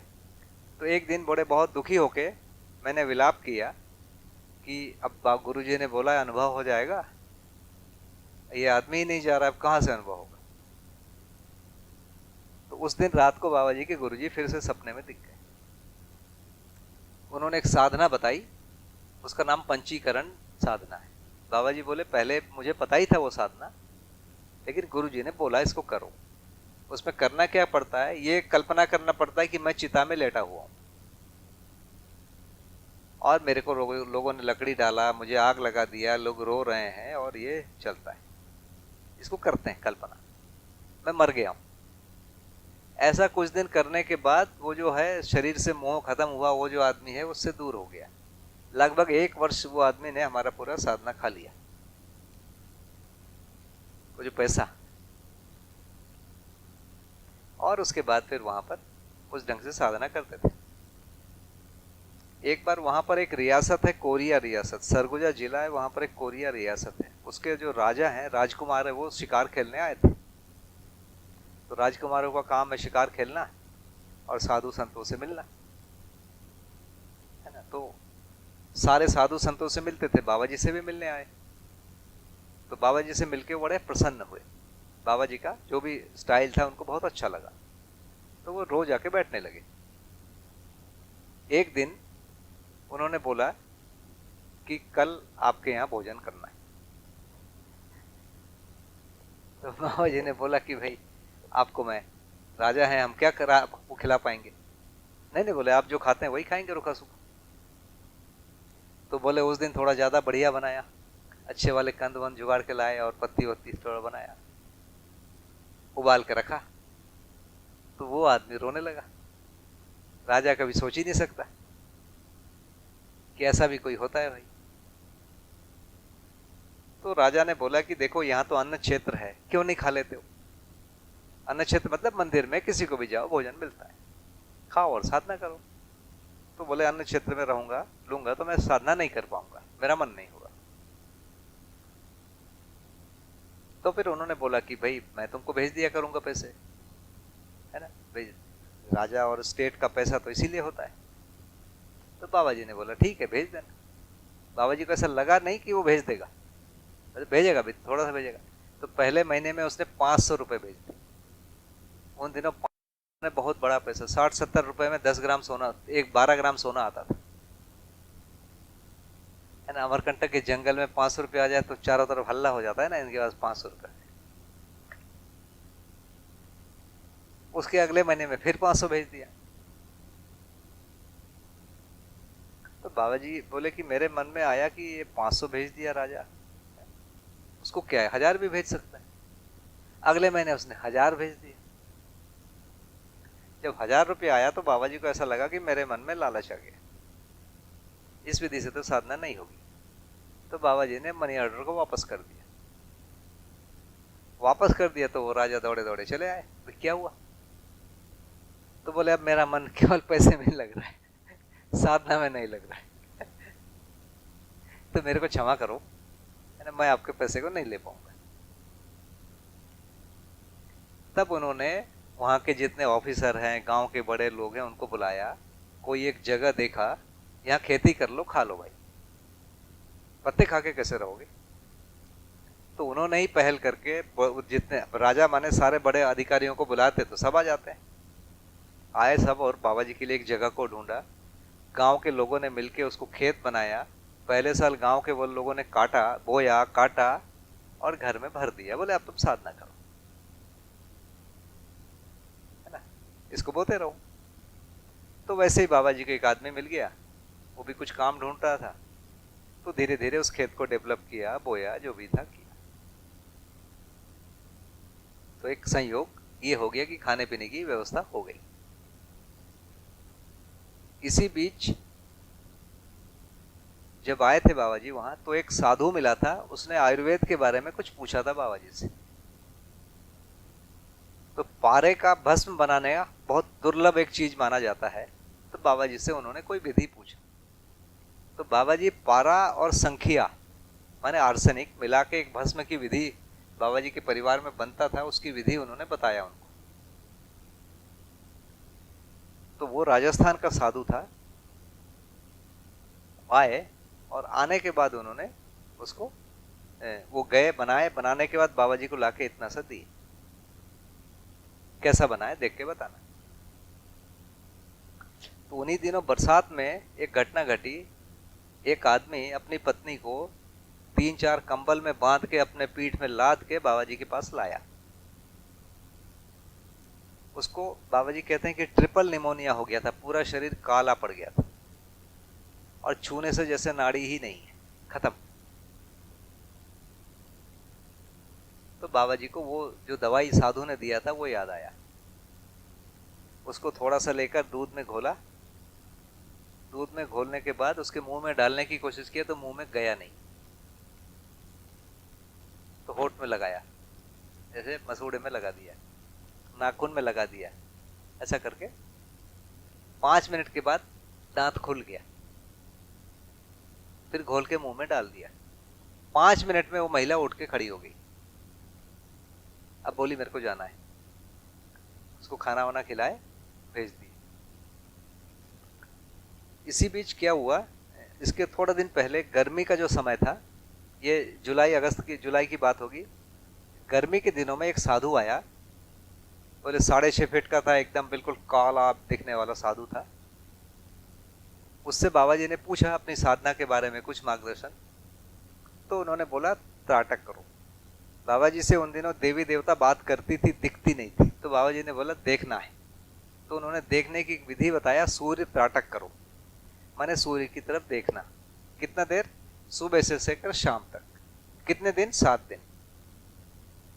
तो गर्मी के दिन में बाबा जी सुबह 6 बजे एक ऐसी जगह जहां सूरज दिखता है दिन भर, वहां जाके बैठ गए। सुबह से आंख लगा के बैठे रहे, शाम तक देखे। शाम को आए तो पूरी आंखें ऐसी सूज गई।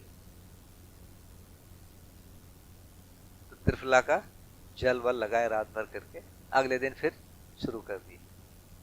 फिर पूरा ही फूल मतलब दिन भर चला किसी तरह, आंखें किसी तरह ये हुई। फिर आंख बंद ही नहीं हो रही, ऐसा हो गया। आंख बंद ही नहीं हो रहा, ऐसा हो गया दूसरे दिन। और त्रिफला का जल बना के डाला। तीसरे दिन फिर शुरू किया, तीसरे दिन भी ऐसे ही हुआ। चौथे दिन बादल आ गया, साधना खत्म, खंडित हो गई। बादल आ गया तो क्या? सूर्य त्राटक। पर तीसरे दिन ये घटना हो गई कि अब जो भी चीज दिख रहा है ऐसा डांस करता हुआ दिख रहा है, हर चीज अब हिलता हुआ दिख रहा है, मतलब ऐसा हर चीज अब कांपता हुआ ही दिख रहा है।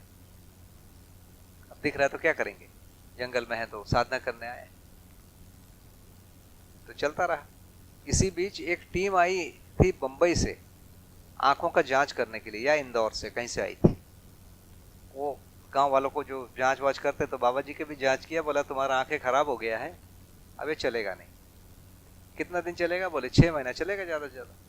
ठीक है, क्या करेंगे, गया तो गया, अपना साधना जारी रखे। इसी बीच वो आदमी आ गया जिसकी पत्नी को उन्होंने दवाई दिया, ठीक हो। दिवाली के दिन वो आदमी बाबा जी के पास आया, एक टोकनी गुल बकावली का फूल लाया, घी लाया, दही लाया, दूध लाया, जो जो उनसे बनता था, और एक जोड़ी बैल लाया। साधुओं को देंगे तो क्या देगा? फूल देगा, दूध देगा, घी देगा, दही देगा, और एक जोड़ी बैल दिया। बैल, बुल, बाबा जी के पास खेत था। ये 53 के बाद 54 या 55 की घटना है, ये 1955 या 54।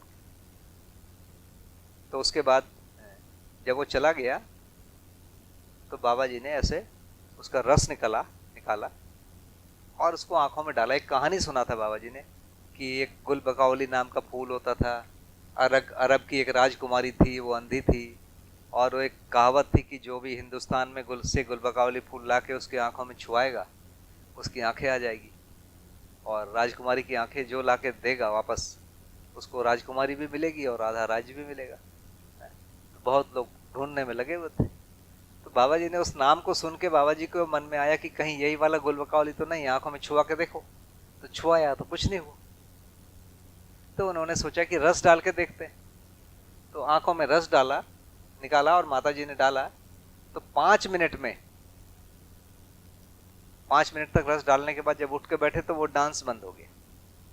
वो जो डांस कर रहा था, हर चीज कांपता हुआ दिखता था, बंद हो गया पहले ही बार में। वो गुल बकावली की मतलब दवाई की एक खोज हो गई, जिसको अभी भी कर रहे। तो पहले रस डालते थे, बाद में बाबा जी ने उसको डिस्टिलेशन शुरू किया, उसका स्टीम को ठंडा करके फिर देने लगे। तो वो जो एक आदमी को उन्होंने वो दिया, जो पारे की भस्म बनाने की विधि बताई, उसने क्या क्या दिया सोचिए। एक जोड़ी बैल मिला, वो पूरी साधना होते तक वो जय बैल रहा, और उस समय तक पूरा खेती किया। ये 55 से लेकर 66 ये लगभग 11 साल या 68, 12-13 साल वो बैल पूरा काम किया।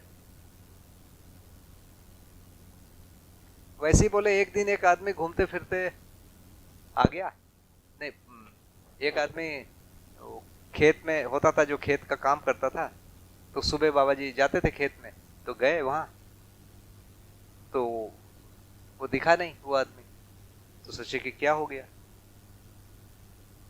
तो फिर सोचा कि चलो मैं ही गोबर साफ करता हूँ।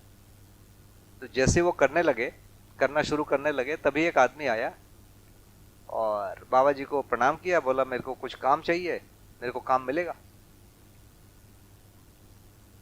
ठीक है, कुछ उसका नाम बताया, मैं नाम भूल गया, क्या तो नाम है भाई,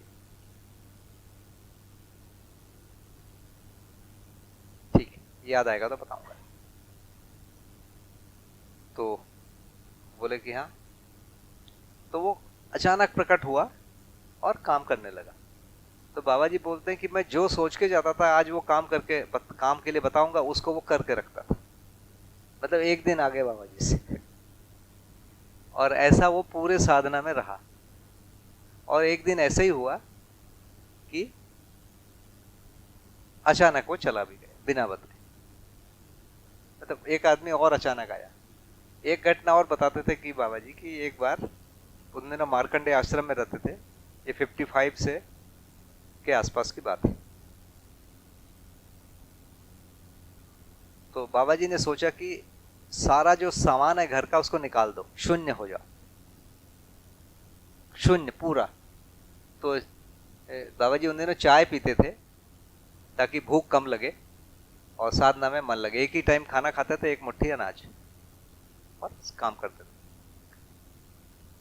तो पूरा सामान घर का सब निकाल दिया, चावल गेहूं आटा जो भी था सब जीरो हो गए, कुछ नहीं बचा।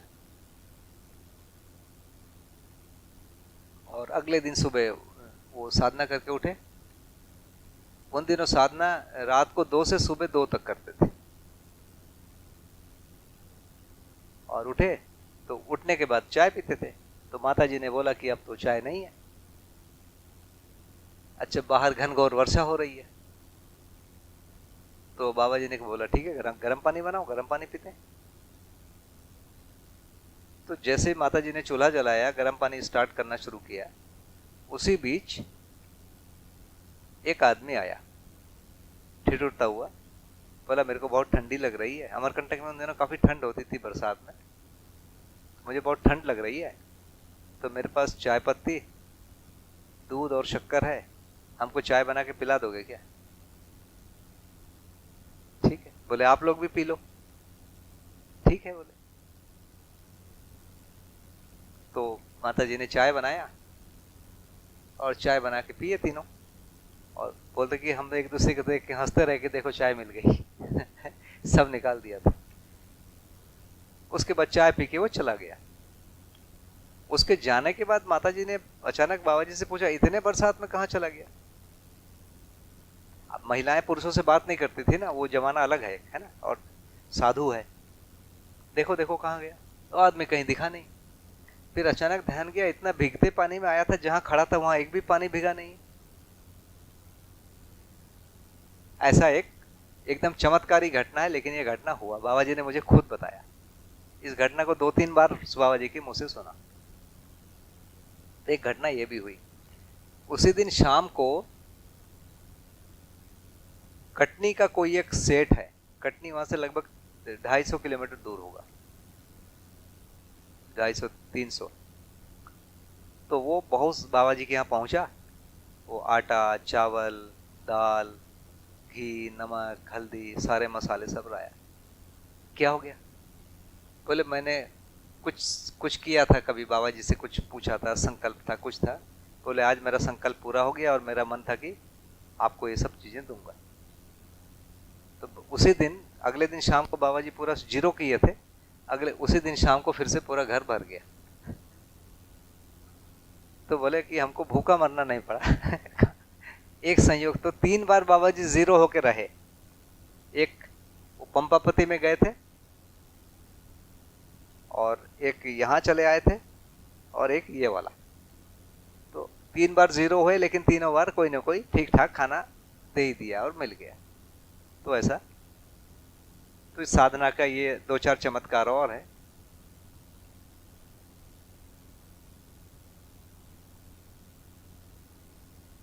बोले गुरुजी बीच बीच में मिलते रहे और वो कुछ न कुछ बोलते रहे। मिलते रहे मतलब सपने में।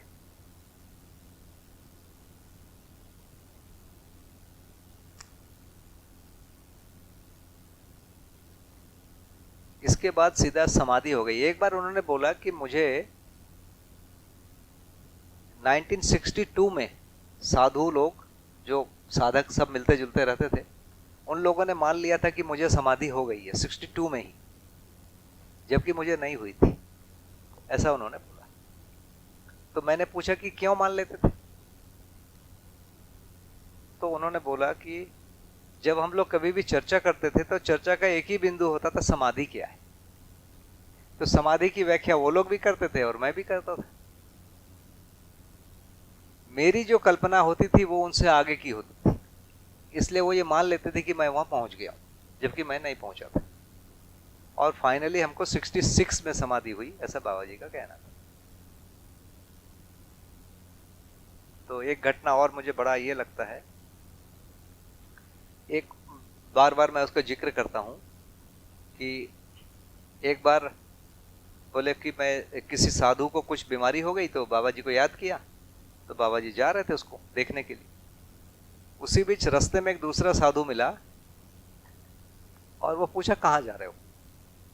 तो जिस साधु के यहाँ जा रहा था उससे इस साधु का बड़ा झगड़ा था। तो बोले यदि मैं बोलता कि उसके यहाँ जा रहा हूं तो 4 ठो गाली सुनाता उसको, तो अब क्यों वो सब सुनने का मन नहीं था। तो बोला बस यहीं से आता हूं, ऐसा बोला और वहां गया, उसको जो बोलना था करना था किया, आ गया। आने के बाद जब ध्यान में बैठा तो वो होने लगा कि वो समीक्षा होती है दिन भर की, हमने क्या किया। तो मैंने उस साधु को झूठ बोला कि नहीं बोला, ये चर्च अंदर में चलने लगा। और बोले मुझे फाइनली स्वीकार करना पड़ा कि मैंने उसको झूठ बोला, तभी फिर ध्यान लगा, नहीं तो ध्यान ही नहीं लगा। ऐसा बाबा जी बताया। अब इससे जुड़ी हुई एक घटना मेरे को याद आती, जब मैं अमरकंटक में था तो एक बार एक लड़की आई और मैं बाबा जी के पास बैठा हुआ था। उसने मेरे को बोला कि भैया राखी भेजी थी, मिल गया? वो लड़की मेरे को राखी बांधी भी थी, कभी सामने था तो कभी नहीं था, तो उन्होंने भेजा। अब राखी मतलब फिजिकली मेरे को मिली नहीं थी, तो मैं सोच रहा था कि बोलूं, नहीं मिली। इतने में बाबा जी ने बोल दिया कि मिल गया। मिल गया तो मिल गया, मैं क्या बोलूं? बाबा जी ने बोला, अब मैं बाबा जी के ऊपर तो बोल नहीं सकता ना। और जनरली जो भी चिट्ठी आती थी सामने के कमरे में आती थी जहां बाबा जी बैठे रहते थे, तो चिट्ठी बाबा जी के पास जाती होगी, हो सकता है कोई चिट्ठी मिसप्लेस हो गई होगी, मतलब इतना कोई जरूरी चिट्ठी है तो मतलब ऐसा एक कॉमन ही चीज है ना। मैंने सोचा शायद आ भी गई हो। तो जब वो लड़की थोड़ी दूर चली गई तो मैंने बाबा जी को बोला कि बाबा जी मेरे को तो राखी मिली नहीं। तो बाबा जी ने जवाब दिया कि बेटा ये जिस समय भेजा जाता है उसी समय मिल जाता है। देखिए दोनों बात में अंतर क्या है? साधना करते समय वही चीज गलत है, झूठ बोलना है। जब वो एक साधु को देखने जा रहे थे, दूसरे साधु ने पूछा कहाँ जा रहे हो, ये बोलना कि मैं उनको वो बोला नहीं, यहीं से आता हूं बोला। इस चीज को झूठ मानना पड़ा कि मैंने झूठ बोला। लेकिन मेरा जो केस है उसमें झूठ नहीं है, जिस समय भेजा जाता है उसी समय मिल जाता है। कि मतलब आपने मुझे बहन भाई माना तो मैं बहन मान लिया, दैट्स ऑल, है ना। वो राखी प्रतीक का कोई मतलब नहीं, इस बात का मतलब है कि आपने माना तो मैंने भी मान लिया। तो अब वही जो साधना करते समय की मानसिकता अलग है और ये जो व्यवहारिक जो जिंदगी है ये अलग है, ये मेरे को बार बार याद आता है। उन दिनों बाबा जी एक और चीज बोलते हैं कि कुछ भी चीज वो सोचते थे, कोई प्रश्न जैसे उनको नहीं मिला या कुछ भी, तो अगले दिन जब ध्यान में बैठते थे उसके पहले लिखा हुआ आ जाता था हिंदी में, नीले स्याही में, सफेद बैकग्राउंड है उसमें नीले अक्षर से लिखा हुआ आता था। तो जैसे एक बार महर्षि रमन ने सीवी रमन आए थे, साइंटिस्ट जो थे, तो वो आए, बाबा जी के साथ चर्चा की है। चर्चा करके उन्होंने ये पूछा कि ये प्रारब्ध क्या होता है। तो बोले हमको याद नहीं आया, थोड़ा सोचा, नहीं कुछ आया। तो हमने कहा कि कल आइए, कल बताऊंगा। तो कल आए तो उनको बताया कि जो जितना जान पाता है उतना चाह नहीं पाता है, जितना चाह पाता है उतना कर नहीं पाता है, जितना करता है वो भोग नहीं पाता है, जो बच जाता है वो प्रारब्ध। तो बोले उसी दिन सुबह ध्यान में ये वाला, ध्यान के पहले ये 3 लाइन हमको लिखा हुआ देखा। उसको मैंने व्याख्या कर दिया। रमन बहुत खुश हुए, बोले इतनी छोटी सी बात तुमने कल क्यों नहीं बताया। तो बोले कल मुझे ही नहीं मालूम था, इसलिए नहीं बताया। वैसी एक घटना, भाभा, जो जहांगीर भाभा थे, जो भाभा एटॉमिक रिसर्च सेंटर के जो ये थे, फाउंडर थे, वो आए थे। उनकी भी बाबा जी के साथ कुछ चर्चा हुई थी, और उसकी चर्चा को उन्होंने पूछा था, जो बातचीत हुई कि उन्होंने बाबा जी से बोला आपसे चर्चा करना है। तो बाबा जी ने बोला बताइए किस टॉपिक पर चर्चा करना है। तो वो बाबा को बड़ा खराब लग गया कि ये बहुत अहंकारी साधु है, ये हर चीज जानता है जैसे। तो उन्होंने बोला कि कुछ स्पेस के बारे में कुछ वो बातचीत शुरू की। प्रकृति के नियम पर उन्होंने बात किया। तो बाबा जी ने बोला जो भी चीज होता है ये तो प्रकृति के नियम से ही होता है। तो उन्होंने कहा कि नहीं, हम जो भी करते हैं प्रकृति के नियम के विरुद्ध करते हैं। जैसे? तो बोले जैसे हम एरोप्लेन उड़ा लिए, प्रकृति में तो एरोप्लेन नहीं है। तो बाबा जी ने कहा जैसे चिड़िया उड़ता है वैसे तुम उड़ा लेते हो, क्या उसमें नया किया।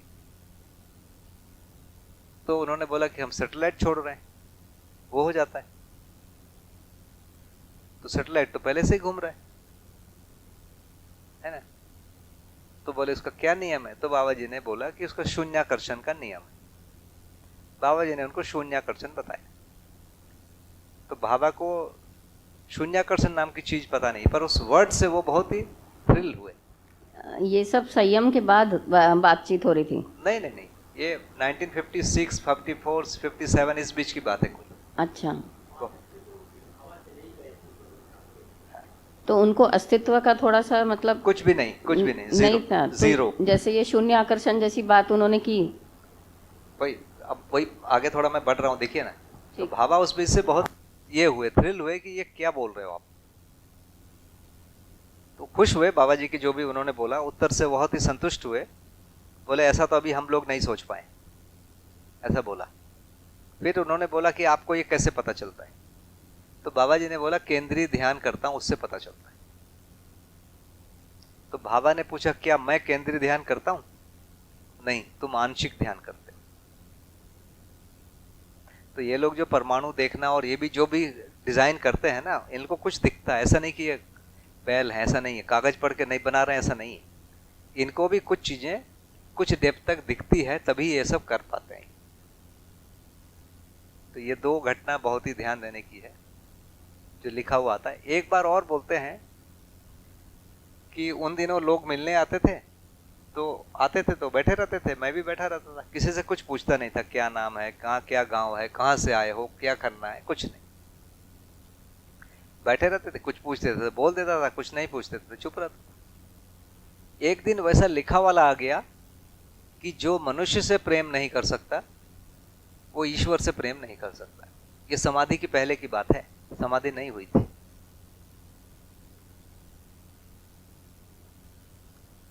तो बोले उसके बाद से मैंने पूरा डिजाइन बदल दिया। अब कोई भी आता था उससे पूछता था कहाँ से आए हो, क्या मैं तुम्हारी मदद कर सकता हूँ, उसकी मदद करने की कोशिश करता था। मतलब बिना सामाजिकता के समाधि भी नहीं होती है, ये मेरा एक चीज है। समाधि होने के लिए भी एक सामाजिकता की जरूरत है, एक लेवल की, ये मेरे को समझ में आया।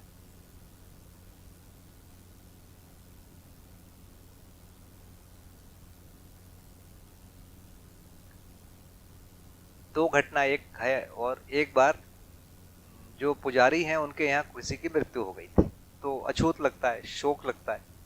तो वो सूतक लगने के कारण मंदिर में वो पूजा नहीं करते, तो बाबा जी को बोल दिए थे पूजा करने के लिए। बाबा जी करते थे। तो बोले एक दिन मंदिर को बंद करके आ रहा था, तभी एक आदमी आया, मंदिर के गेट पे। उन्होंने पूछा कि क्या यही नर्मदा मंदिर है? बोले हाँ यही नर्मदा मंदिर। तो आप उसके पुजारी हैं? बोले हाँ अभी वहीं पूजा कर रहा हूँ। तो आप दर्शन कराओगे? बोले चलो। ले गए। फिर बाबा जी ने पूछा कि आप अपनी आंखों से दर्शन करोगे कि मेरी आंखों से? तो आदमी बोला आपकी आंखों से। तो बाबा जी ने कुछ उसको बताया, जो भी बताना था। उसके बाद वो कुछ गाना शुरू किया, कुछ किए होंगे, कोई एक राग को गाए। गाने के बाद बोले फूट फूट के वो आदमी रोने लगा, बहुत देर तक रोया। उसके बाद बोला पूरी जिंदगी प्रयास किया, इस राग को आज ही गा पाया, इसके पहले गा ही नहीं पाया था। तो बाबा जी ने पूछा आपका परिचय क्या है? तो बताया मेरा नाम ओंकार नाथ ठाकुर है। फिर उन्होंने हिटलर वाली कहानी बताई। वो जर्मनी गए थे उन दिनों, हिटलर को सेकंड वर्ल्ड वॉर में नींद नहीं आ रही थी टेंशन से। तो उन्होंने, हिटलर ने उनको बुलाया और पूछा कि तुम मुझे सुला सकते हो? तो उन्होंने बोला कि यदि सोना चाहते हो तो सुला सकता हूं, सोना नहीं चाहते हो नहीं सुला सकता। तो उन्होंने कहा कि मैं सोना चाहता हूं। तो एक व्यवस्था बनाई गई, उसमें उन्होंने कुछ अपना सुनाया। बोले 5 मिनट सुनाया, कुछ आलाप किया। उस 5 मिनट में हिटलर सो गया। और मैं ये बोल के आया कि कम से कम 2 घंटा सोएगा, वो 8 घंटा सोया। तो बाबा जी को वो अमरकंटक में रहने के कारण सब बड़े बड़े लोग घर में आके मिल गए। भाभा, सीवी रमन, ओंकार नाथ ठाकुर, सब बड़े बड़े लोग आके मिले हैं वहां। तो ऐसा एक ही है।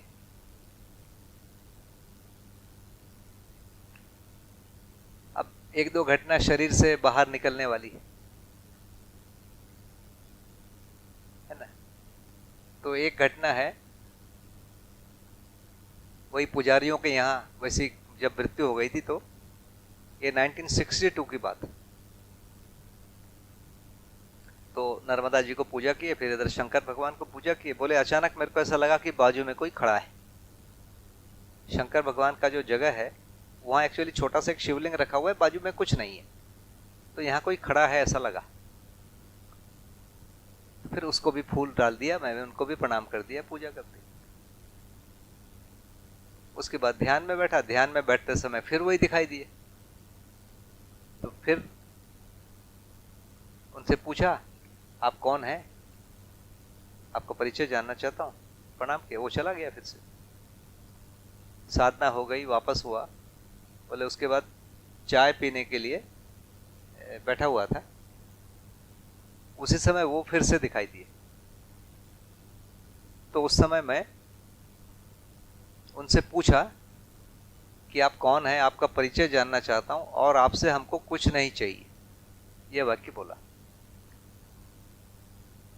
और बोलते समय बोले मैं शरीर से बाहर आ गया। फर्स्ट टाइम अपने आप शरीर से बाहर आए बाबा जी, अपने आप, मतलब कभी कोई प्रयास नहीं किए थे, उसमें आ गए। तो उन्होंने बोला यही बताने आया हूं, मेरा नाम दुर्वासा है, और बोले मैं 3 दिन अमरकंटक आता हूं। एक गुरु पूर्णिमा है, एक अक्षय तृतीया है, और एक मकर संक्रांति है। 3 दिन आता हूं।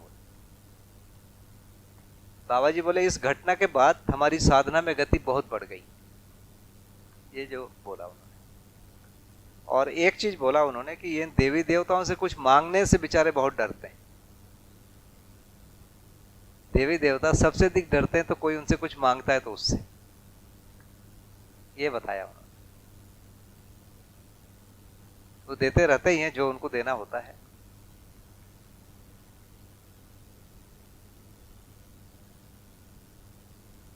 तो कहानी का ये चरण 1 पूरा हो गया, समाधि हो गई बाबा जी को।